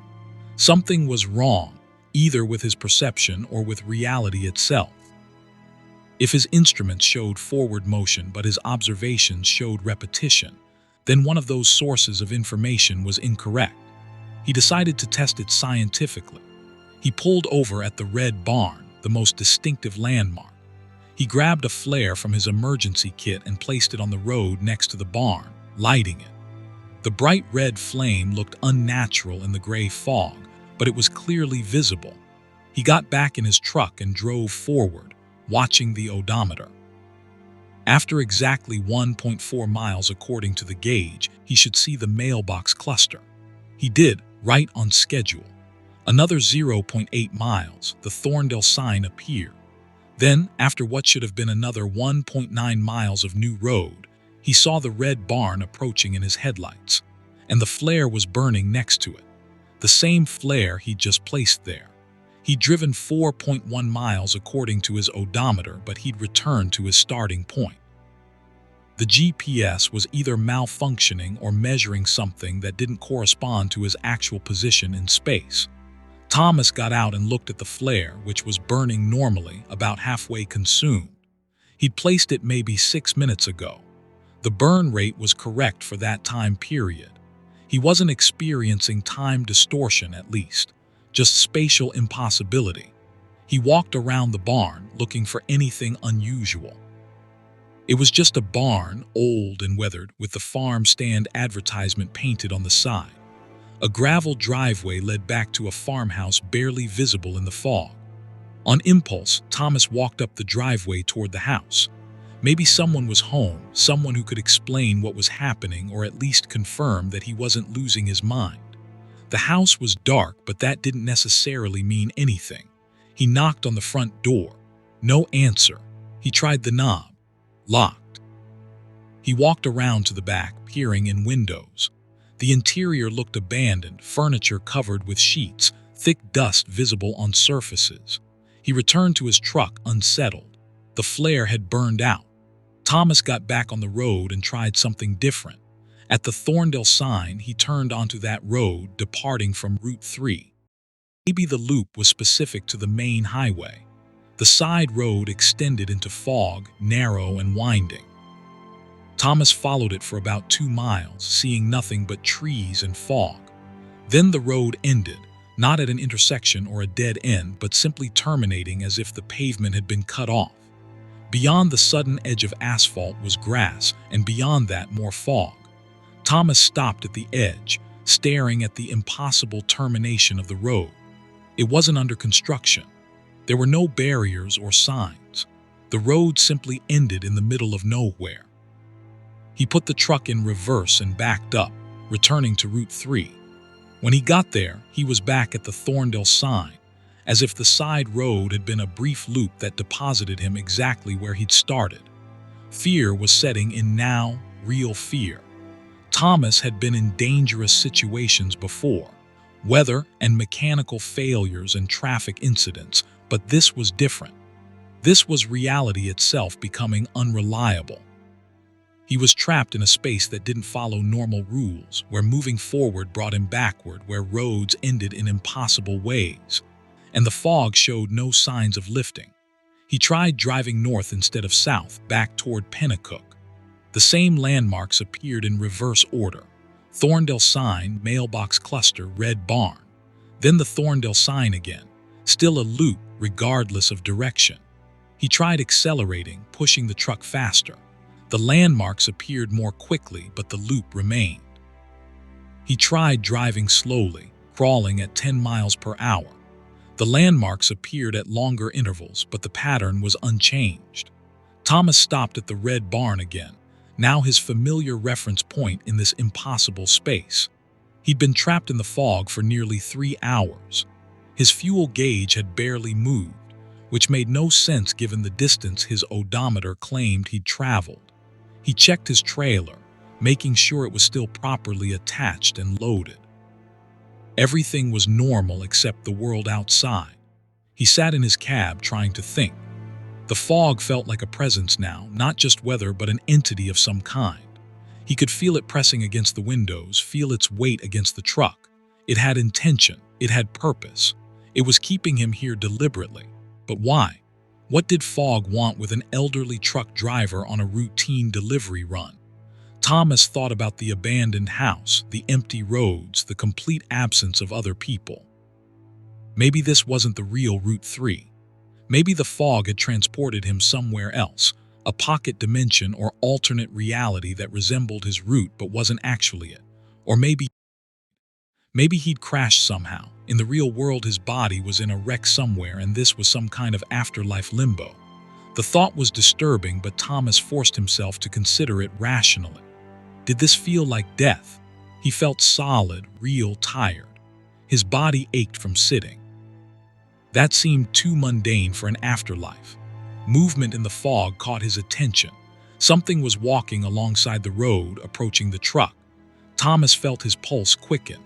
Finally, another person. Someone who might have answers or at least company in this strange imprisonment. As the figure got closer, Thomas turned on his cab light so they could see him, making himself visible. The figure resolved into a man, or what had once been a man. He wore clothes from decades past, maybe the 1940s or 50s, and he was translucent, not quite solid. His face was sad, his eyes hollow. A ghost, Thomas realized with a chill that went to his bones. An actual ghost walking through the fog toward his truck. The ghost stopped about 10 feet from the driver's window. He raised one hand, not threateningly, but in a gesture that might have been a greeting or a warning. His mouth moved, but no sound came through the truck's walls. Thomas couldn't make out the words. He considered getting out, getting closer to hear, but something stopped him. Some instinct said to stay in the cab, to keep the truck's metal shell between himself and whatever was outside. More figures emerged from the fog. Dozens of them, all translucent, all wearing clothes from different eras. Men, women, even children, all with the same sad, hollow expression, all gathering around Thomas's truck, their mouths moving silently, trying to communicate something. Thomas felt terror rise in his throat. He was surrounded by ghosts, trapped in fog, caught in a loop on a road that no longer connected to the real world. One of the ghosts, a woman in a 1960s dress, approached very close to the window. She placed her translucent hand against the glass, and suddenly Thomas could hear her voice, faint but clear. "You have to leave the road and walk. It's the only way out. The fog keeps the road. You have to leave it." "Walk where?" Thomas called through the window. "Walk how? There's nothing but fog." The woman's image flickered.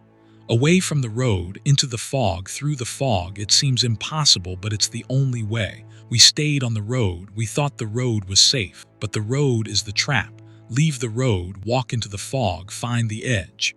The ghosts began to fade, their images growing dimmer. "Wait," Thomas shouted.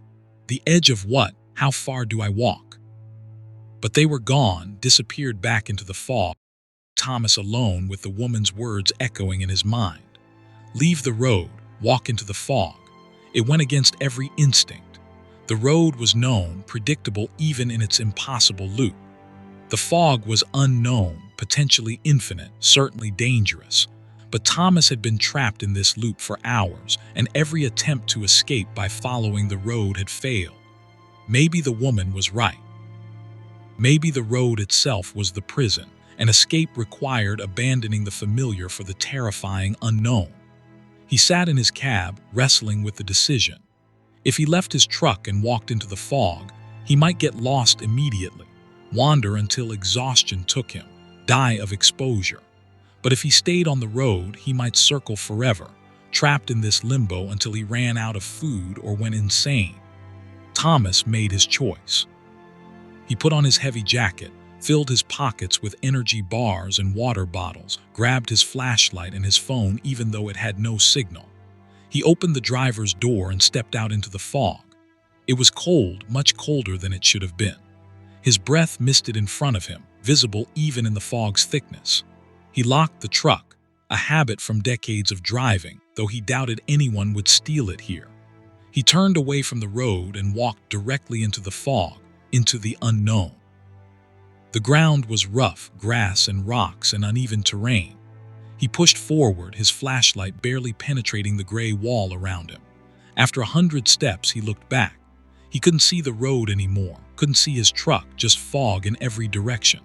Fear threatened to overwhelm him, but he kept walking, trusting the ghost's words because he had nothing else to trust. Time became meaningless. Thomas walked for what felt like hours. His legs ached. His lungs burned from the cold air. Several times he stumbled and nearly fell, catching himself at the last moment. The fog never thinned. His flashlight showed him only a few feet ahead. He had no idea if he was walking in a straight line or circles. He could be back at the road for all he knew, or miles away, or in some impossible direction that didn't exist in normal geography. Just as despair was about to make him stop, make him lie down and give up, Thomas walked into something solid. Not a tree or a rock, but a wall, smooth and hard. He felt along it with his hands. It was cold, like metal or stone, and it extended in both directions further than he could reach. Up above, he couldn't tell how high it went. It disappeared into fog. Thomas followed the wall, keeping his left hand on it, walking alongside it. Eventually, he had to find an opening, a door, something. The wall curved slightly, leading him in a long arc. After what might have been 10 minutes or an hour, his hand found empty space, a gap in the wall. Thomas shone his flashlight through. He could see light beyond, real light, not the gray luminescence of the fog. He stepped through the gap. The fog ended instantly, like passing through a curtain. He was standing on the shoulder of Route 3, his truck visible about 50 feet behind him. Traffic was passing normally, cars and trucks driving in both directions. The night was clear and cold, stars visible above. The fog was gone and he was back in the real world. Thomas stood there shaking, trying to process what had happened. He walked back to his truck, got in, and just sat there for several minutes. His GPS showed him still on Route 3, about 8 miles past Pennacook. His clock showed 11:47 p.m. He'd entered the fog around 7 p.m. Nearly 5 hours had passed. His fuel gauge had dropped appropriately for hours of idling.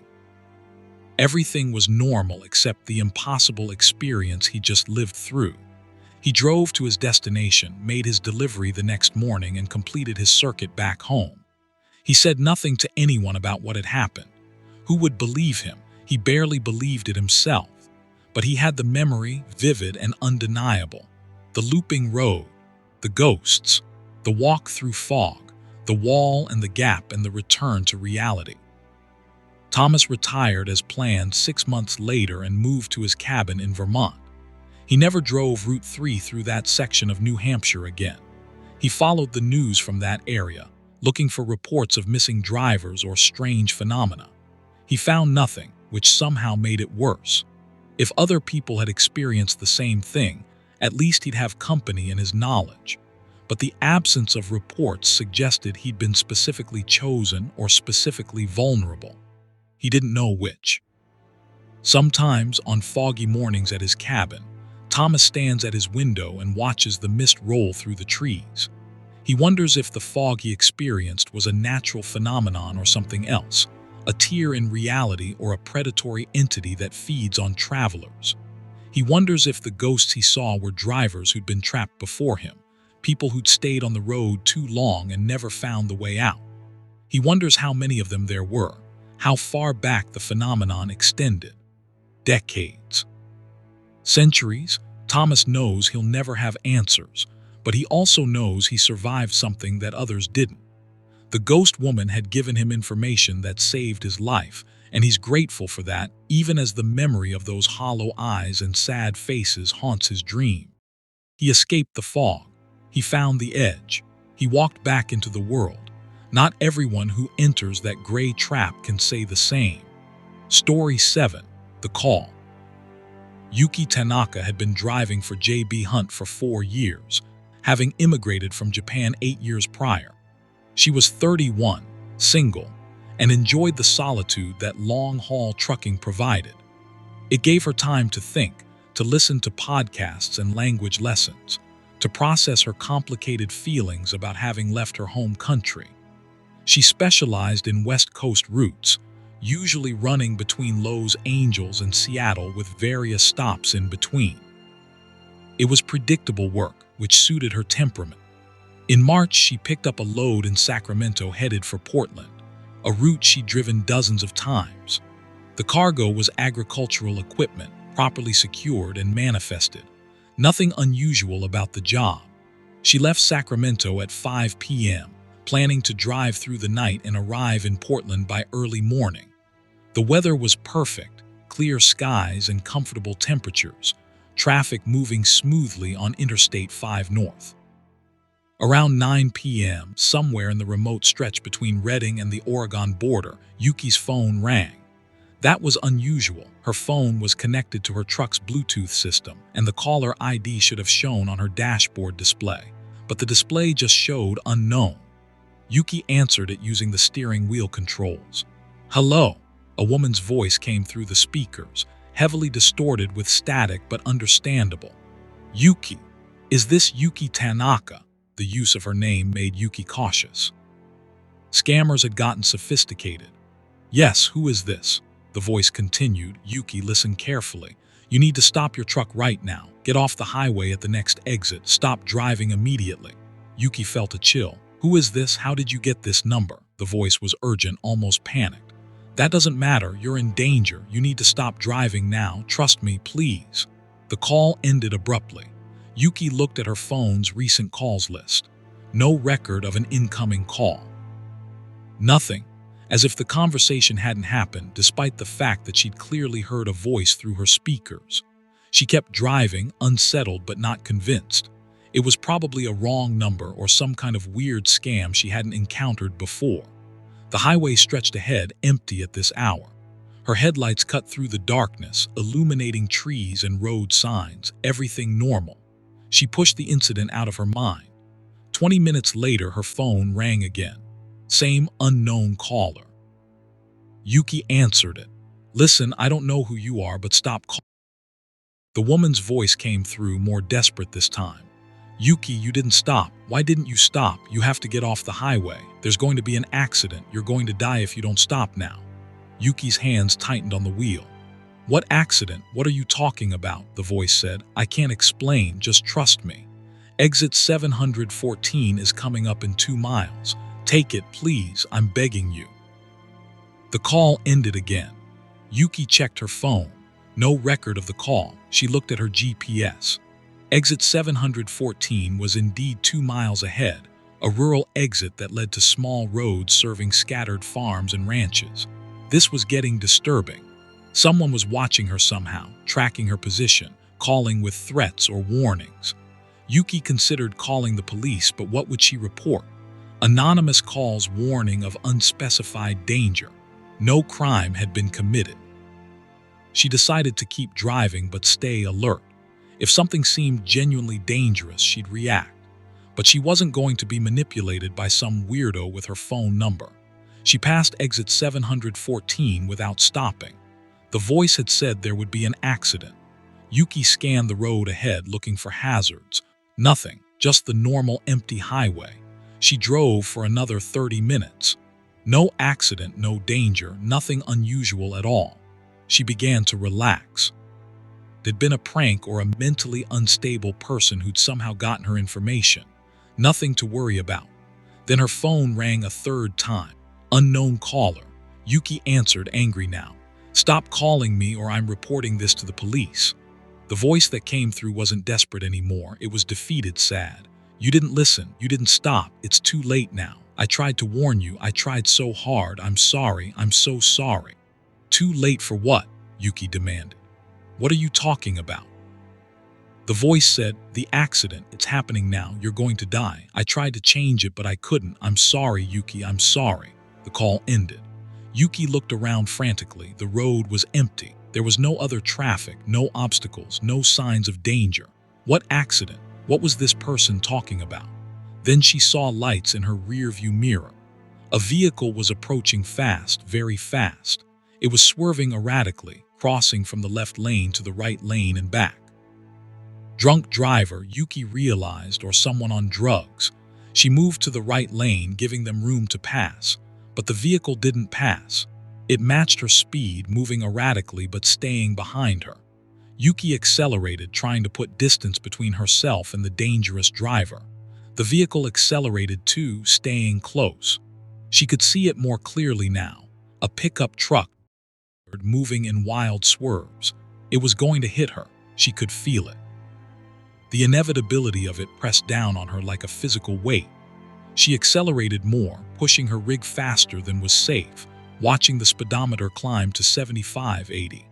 The pickup stayed with her, and then it wasn't behind her anymore. It was in the left lane, pulling alongside. Yuki glanced over and saw the driver's face, illuminated by her running lights. It was a man, young, and his expression was blank, eyes wide and staring. He wasn't reacting to her presence at all. He was looking straight ahead, but his truck was drifting right toward her. Yuki hit the brakes, trying to let him pass. But as she slowed, the pickup slowed too, still drifting toward her. She swerved right onto the shoulder. The pickup followed, now entirely in her lane, forcing her further right. She was running out of shoulder. The terrain beyond was steep, a drop-off into darkness. If she went over, she'd roll. With her speed and weight, it would be fatal. She made a decision. She accelerated hard, trying to pull ahead of the pickup. Her engine roared with the effort. She gained a few feet, then a few more. The pickup was falling behind. She was going to make it. She could pull ahead, get back into the lane, let the drunk driver crash into the guardrail or whatever he was going to do. She was going to survive. Then the pickup accelerated suddenly, a burst of speed that seemed impossible for that vehicle, and it slammed into the rear corner of her trailer. The impact wasn't hard enough to jackknife her immediately, but it sent her into a skid. Yuki fought the wheel, trying to correct, but her trailer was sliding, pushing the cab sideways. She was losing control. The edge of the shoulder was right there. Time seemed to slow. Yuki saw everything with perfect clarity, the steering wheel in her hands, the dashboard lights, the windshield full of darkness and sky as the truck began to tip. She heard her own breathing, fast and shallow. She thought of her parents in Japan, her sister, the life she'd built in America. She thought of the voice on the phone trying to warn her. Why hadn't she listened? The truck went over the edge. The world tumbled, gravity and momentum taking over. Metal screamed as the truck rolled. Yuki was thrown against her seatbelt, the restraint digging into her chest and shoulder. Something hit her head. Glass broke. The noise was incredible, overwhelming. Then impact, the truck hitting the bottom of the ravine, and everything went black. Yuki woke to silence. Her truck was on its side, the cab crushed partially but still intact around her. Her head throbbed with pain. Her left arm felt wrong, possibly broken.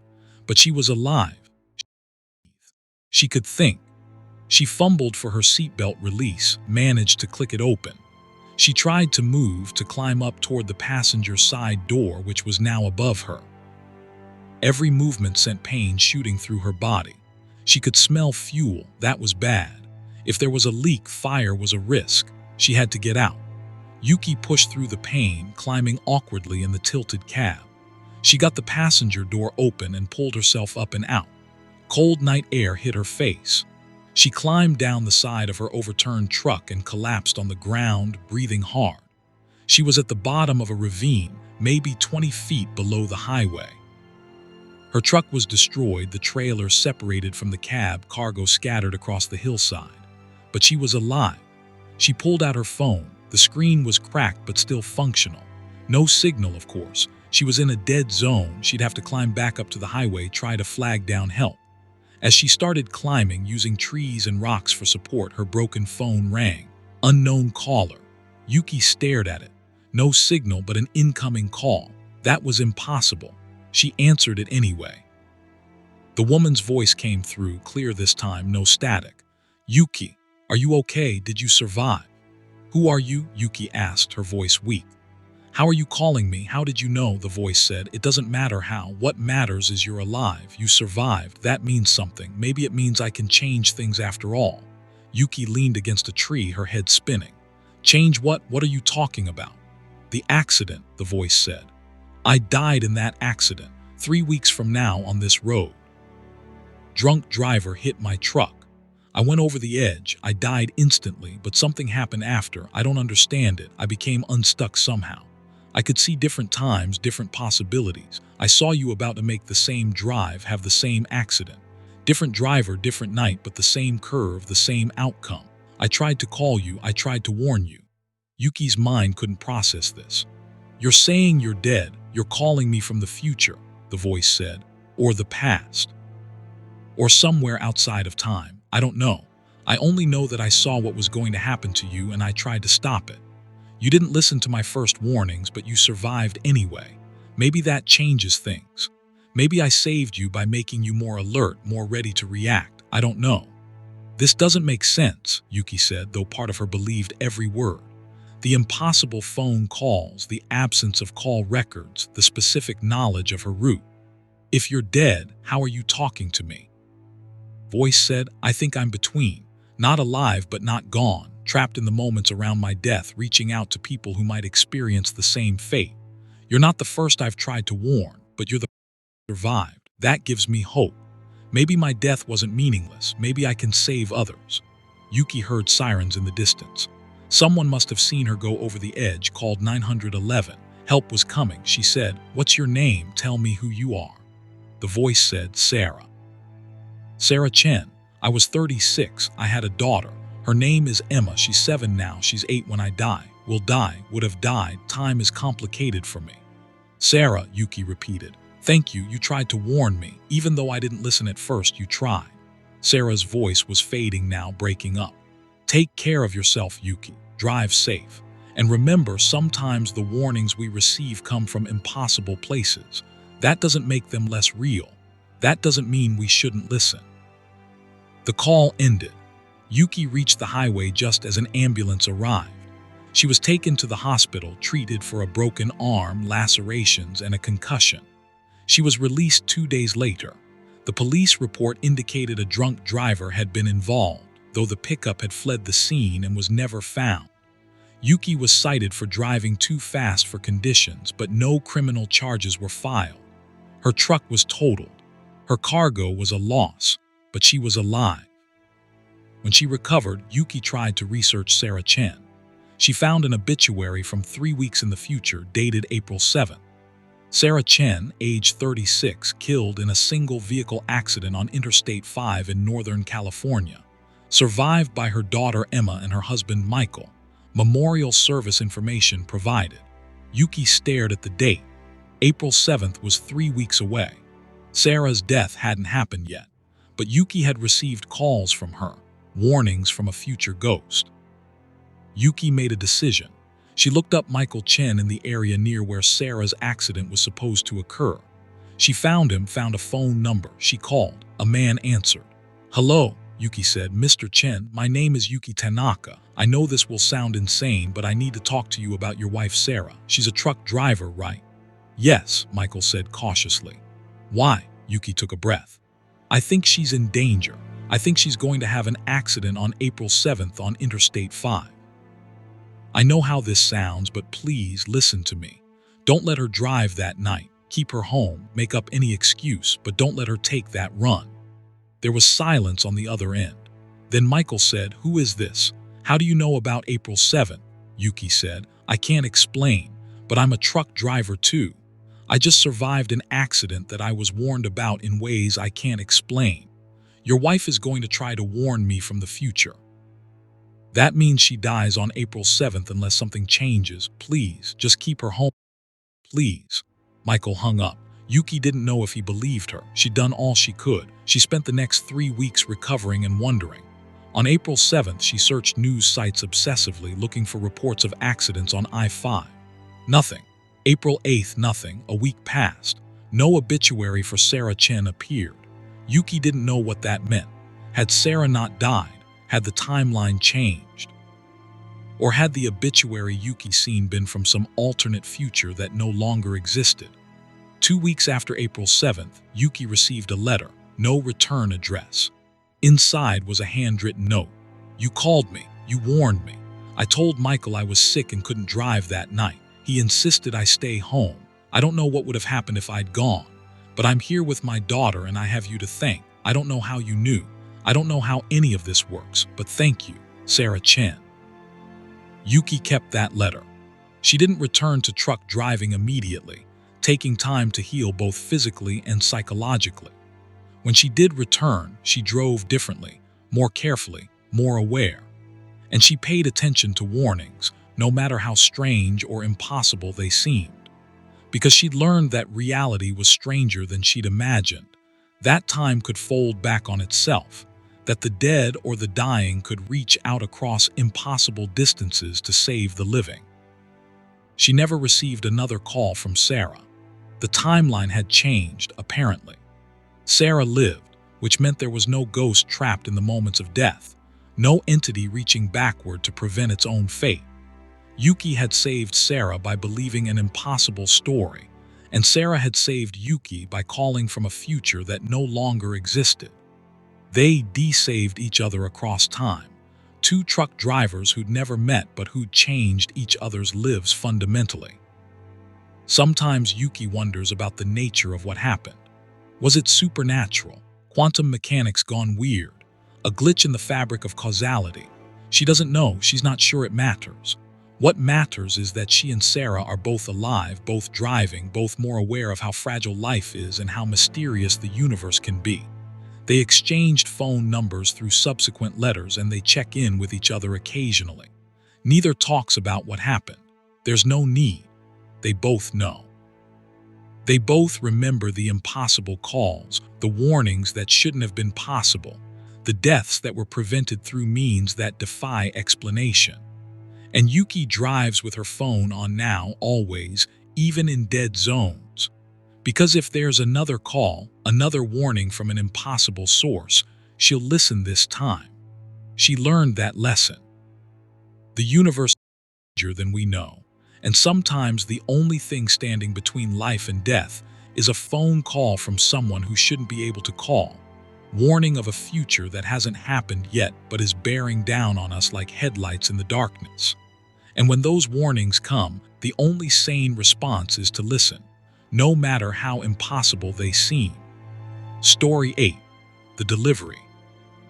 Frank Morrison was 58 years old and had been delivering for Amazon's contracted freight services for 3 years after spending decades in traditional long-haul trucking. The Amazon work was different. Shorter routes, tighter schedules, more stops, but decent pay, and he was home more often. His wife appreciated that. They'd been married 33 years, and she'd spent too much of that time alone while Frank was on the road. This new arrangement was better for both of them. It was late November, the week before Thanksgiving, when Frank got an unusual assignment. A single delivery to a rural address in upstate New York, about 90 miles from his normal distribution center. The package was large but not particularly heavy according to the manifest, and the delivery window was flexible. What made it unusual was that Amazon rarely assigned individual deliveries to freight drivers. That was normally handled by smaller delivery vans. But the system had assigned it to him, and Frank had learned not to question the logistics algorithms. They usually made sense eventually. He loaded the package into his truck on a gray Tuesday morning. It was a large box, maybe 4 feet on each side, properly sealed with Amazon tape and addressed to someone named Walter Keene at an address that Frank's GPS indicated was in the middle of nowhere. No town name, just rural route numbers. The delivery instructions were odd. Leave at front door. Do not knock. Do not attempt contact. That was unusual but not unprecedented. Some rural folks were particular about their privacy. Frank drove out of the distribution center and headed north. The route took him off the main highways onto progressively smaller roads, the landscape becoming more remote as he traveled. By the time he was an hour into the drive, he was on single-lane roads that barely qualified as maintained, passing through forest broken only occasionally by small farms or isolated houses. His GPS insisted he was on the correct route, but Frank hadn't seen another vehicle for 30 minutes. The road degraded further, becoming little more than a dirt track. Frank's truck bounced and jostled over ruts and potholes. Right. Amazon wouldn't deliver to an address that was this inaccessible, but his GPS kept directing him forward, and the address was supposed to be only another mile ahead. Frank continued, reasoning that he'd come this far, might as well see it through. The forest opened into a clearing. A house stood there, old and isolated, 2 stories of weathered wood that looked like it had been built a century ago and barely maintained since. No other buildings were visible, no vehicles. No signs of occupation except for a dim light in one downstairs window. Frank pulled up to the house, his truck looking absurdly large and modern against the ancient structure. He got out and retrieved the package from the back. It was awkward to carry given its size, but manageable. He walked to the front door, a heavy wooden thing with peeling paint. The delivery instructions said leave it and don't knock. Frank set the package down on the porch and turned to leave. Then he heard something from inside the house. A voice, faint but distinct. "Help me, please, someone help me." Frank froze. The voice was weak, male, possibly elderly. Someone was in distress inside. The delivery instructions said not to attempt contact, but Frank wasn't going to ignore a plea for help. He knocked on the door. "Hello, sir, are you all right? Do you need assistance?" The voice came again. "Help, trapped, can't move, please." Frank tried the door, locked. He knocked harder. "Sir, I'm going to call 911 for you, okay? Help is coming." He pulled out his phone. No signal, of course, this far out there wouldn't be. He'd have to drive back until he found coverage, but leaving someone in distress didn't sit right. He walked around the house looking for another entrance or a window he could see through. The back door was unlocked. Frank opened it cautiously. "Hello, sir, I'm coming in. I'm here to help." The interior was dark, lit only by what little gray daylight came through dirty windows. The house smelled of mildew and decay. Furniture was visible, old pieces covered in dust. Frank made his way through what appeared to be a kitchen into a hallway. "Where are you? Call out so I can find you." "Upstairs," the voice responded. "Second door, can't move, hurry." Frank found the stairs and climbed them, the wooden steps creaking under his weight. The upstairs hallway had 3 doors. He tried the second one. "Locked." "Sir, the door is locked. Do you have a key?" The voice from inside said. "Break it, please, running out of time." Frank stepped back and kicked the door near the handle. It took 3 kicks, but the old wood gave way and the door swung open. The room beyond was empty, completely empty. No furniture, no person, no signs of occupation, just bare wooden floors. Frank stood in the doorway, confused. "Hello, down here."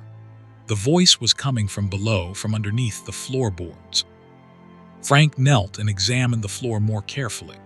One section looked different, the boards newer or arranged differently. He found the edge and pulled.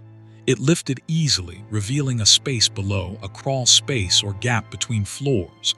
And in that space was a man, elderly and emaciated, lying on his side in a space barely large enough to contain him. "Oh my God," Frank said. "How did you get down there?" The man's voice was barely a whisper. "Help me out, please." Frank reached down and grabbed the man's arm, pulling him up. The man was incredibly light, as if his bones were hollow. Frank got him out of the floor space and laid him down on the boards. The man was old, impossibly old, his skin like parchment, his eyes clouded. His clothes were ancient, literally rotting off his body. "I'm going to get help," Frank said. "Just hold on." The man grabbed Frank's wrist with surprising strength.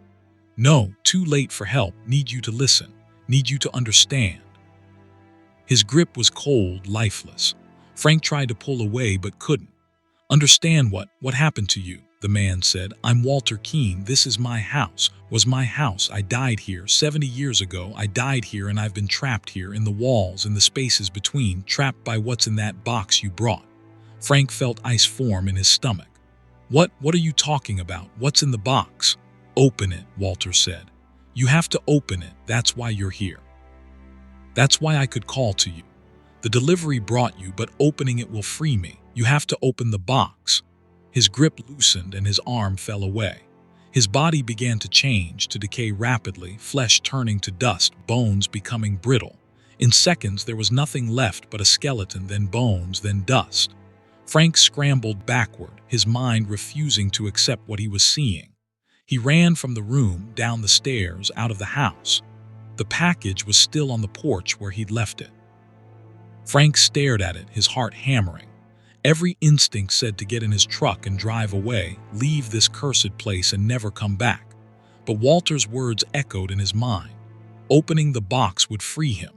Frank didn't believe in ghosts or curses or any of this supernatural nonsense, but he just watched a man turn to dust in front of him. Reality had become negotiable. He picked up the box. It was lighter than it should be given its size. He shook it gently. Something shifted inside, but it didn't sound like a physical object. It sounded like wind, like breath. Frank carried the box away from the house into the clearing. Using his truck key, he cut and opened the flaps. Nothing was inside. The box was empty. But as Frank looked into it, he felt air rushing past him, into the box or out of the box, he couldn't tell which. The sensation was intense, like standing in a wind tunnel. The light from the house window went out. The house itself seemed to sag, as if something supporting it had been removed. Frank heard a sound, distant but clear, Walter's voice saying thank you, then silence. The wind stopped. The box was just an empty box. The house was just an old house. Frank looked around the clearing. Everything seemed normal, or as normal as an abandoned house in the woods could seem. He felt different though, lighter. Like he'd been carrying a weight he hadn't noticed and it had been lifted. Frank closed the box and put it back in his truck. He drove away from that place, back along the dirt track to paved roads to highways. When he got cell signal, he pulled over and checked his delivery app.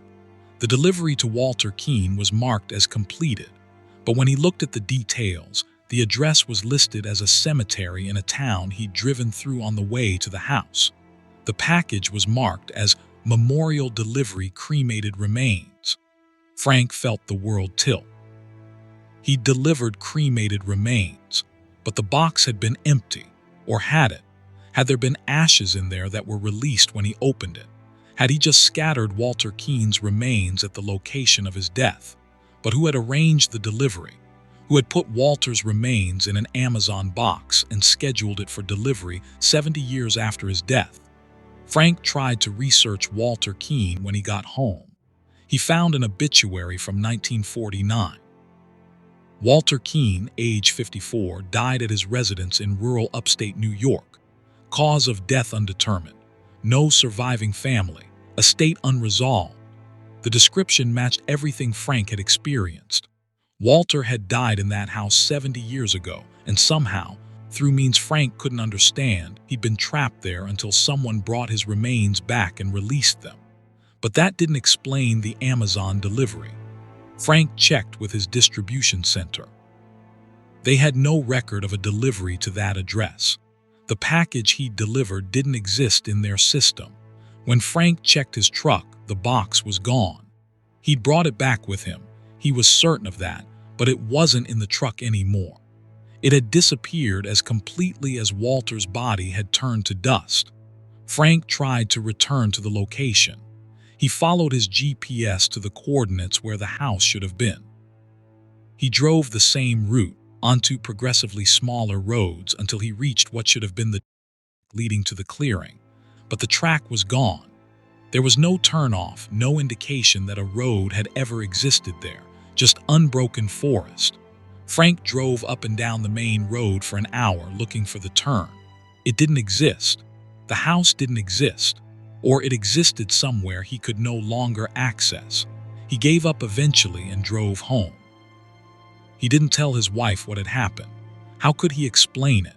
He delivered a package that didn't exist to a house that couldn't be found, had helped a ghost who'd been dead for 70 years, and opened a box that released something he couldn't define.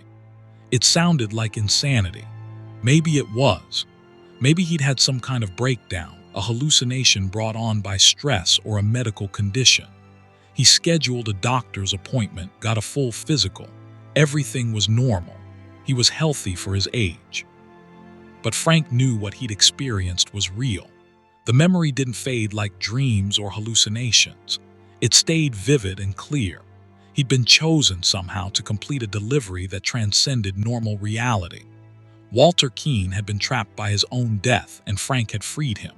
That was real, regardless of whether it made sense or fit into a rational worldview. Frank continued working for Amazon. He made deliveries every day, normal packages to normal addresses. But he paid attention now to the unusual assignments, the ones that didn't quite fit the pattern. And once, about a month later, he got another strange delivery. Single package, remote address, instructions that said leave at grave marker. Do not open. Frank took that delivery too, and when he got to the address, it was indeed a cemetery. He found the grave marker, old and weathered, and left the package there as instructed. He didn't open it. He didn't ask questions. He just completed the delivery and left. Because Frank had learned that some deliveries aren't for the living. Some packages contain things that need to reach places outside normal geography, to be received by people who exist in states other than life. And someone, something, was using the logistics network of the modern world to complete these impossible deliveries. Amazon's algorithms, designed to optimize routes and schedules, had become sophisticated enough to find paths through reality itself, to connect the living world with whatever lay beyond. Frank was just a driver, a delivery man, but he'd become part of something larger, a system that served needs he couldn't fully comprehend. He accepted that. He did his job. He made his deliveries. And if sometimes those deliveries took him to places that shouldn't exist, to help people who shouldn't be able to call out for assistance, well, that was just part of the job now.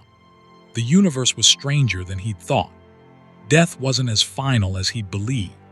And sometimes, salvation came in the form of a aged truck driver with an Amazon package, willing to knock on doors he shouldn't open and free souls he shouldn't be able to see. That was Frank's reality now, and he drove through it every day, one delivery at a time, never knowing what he might find at the next address.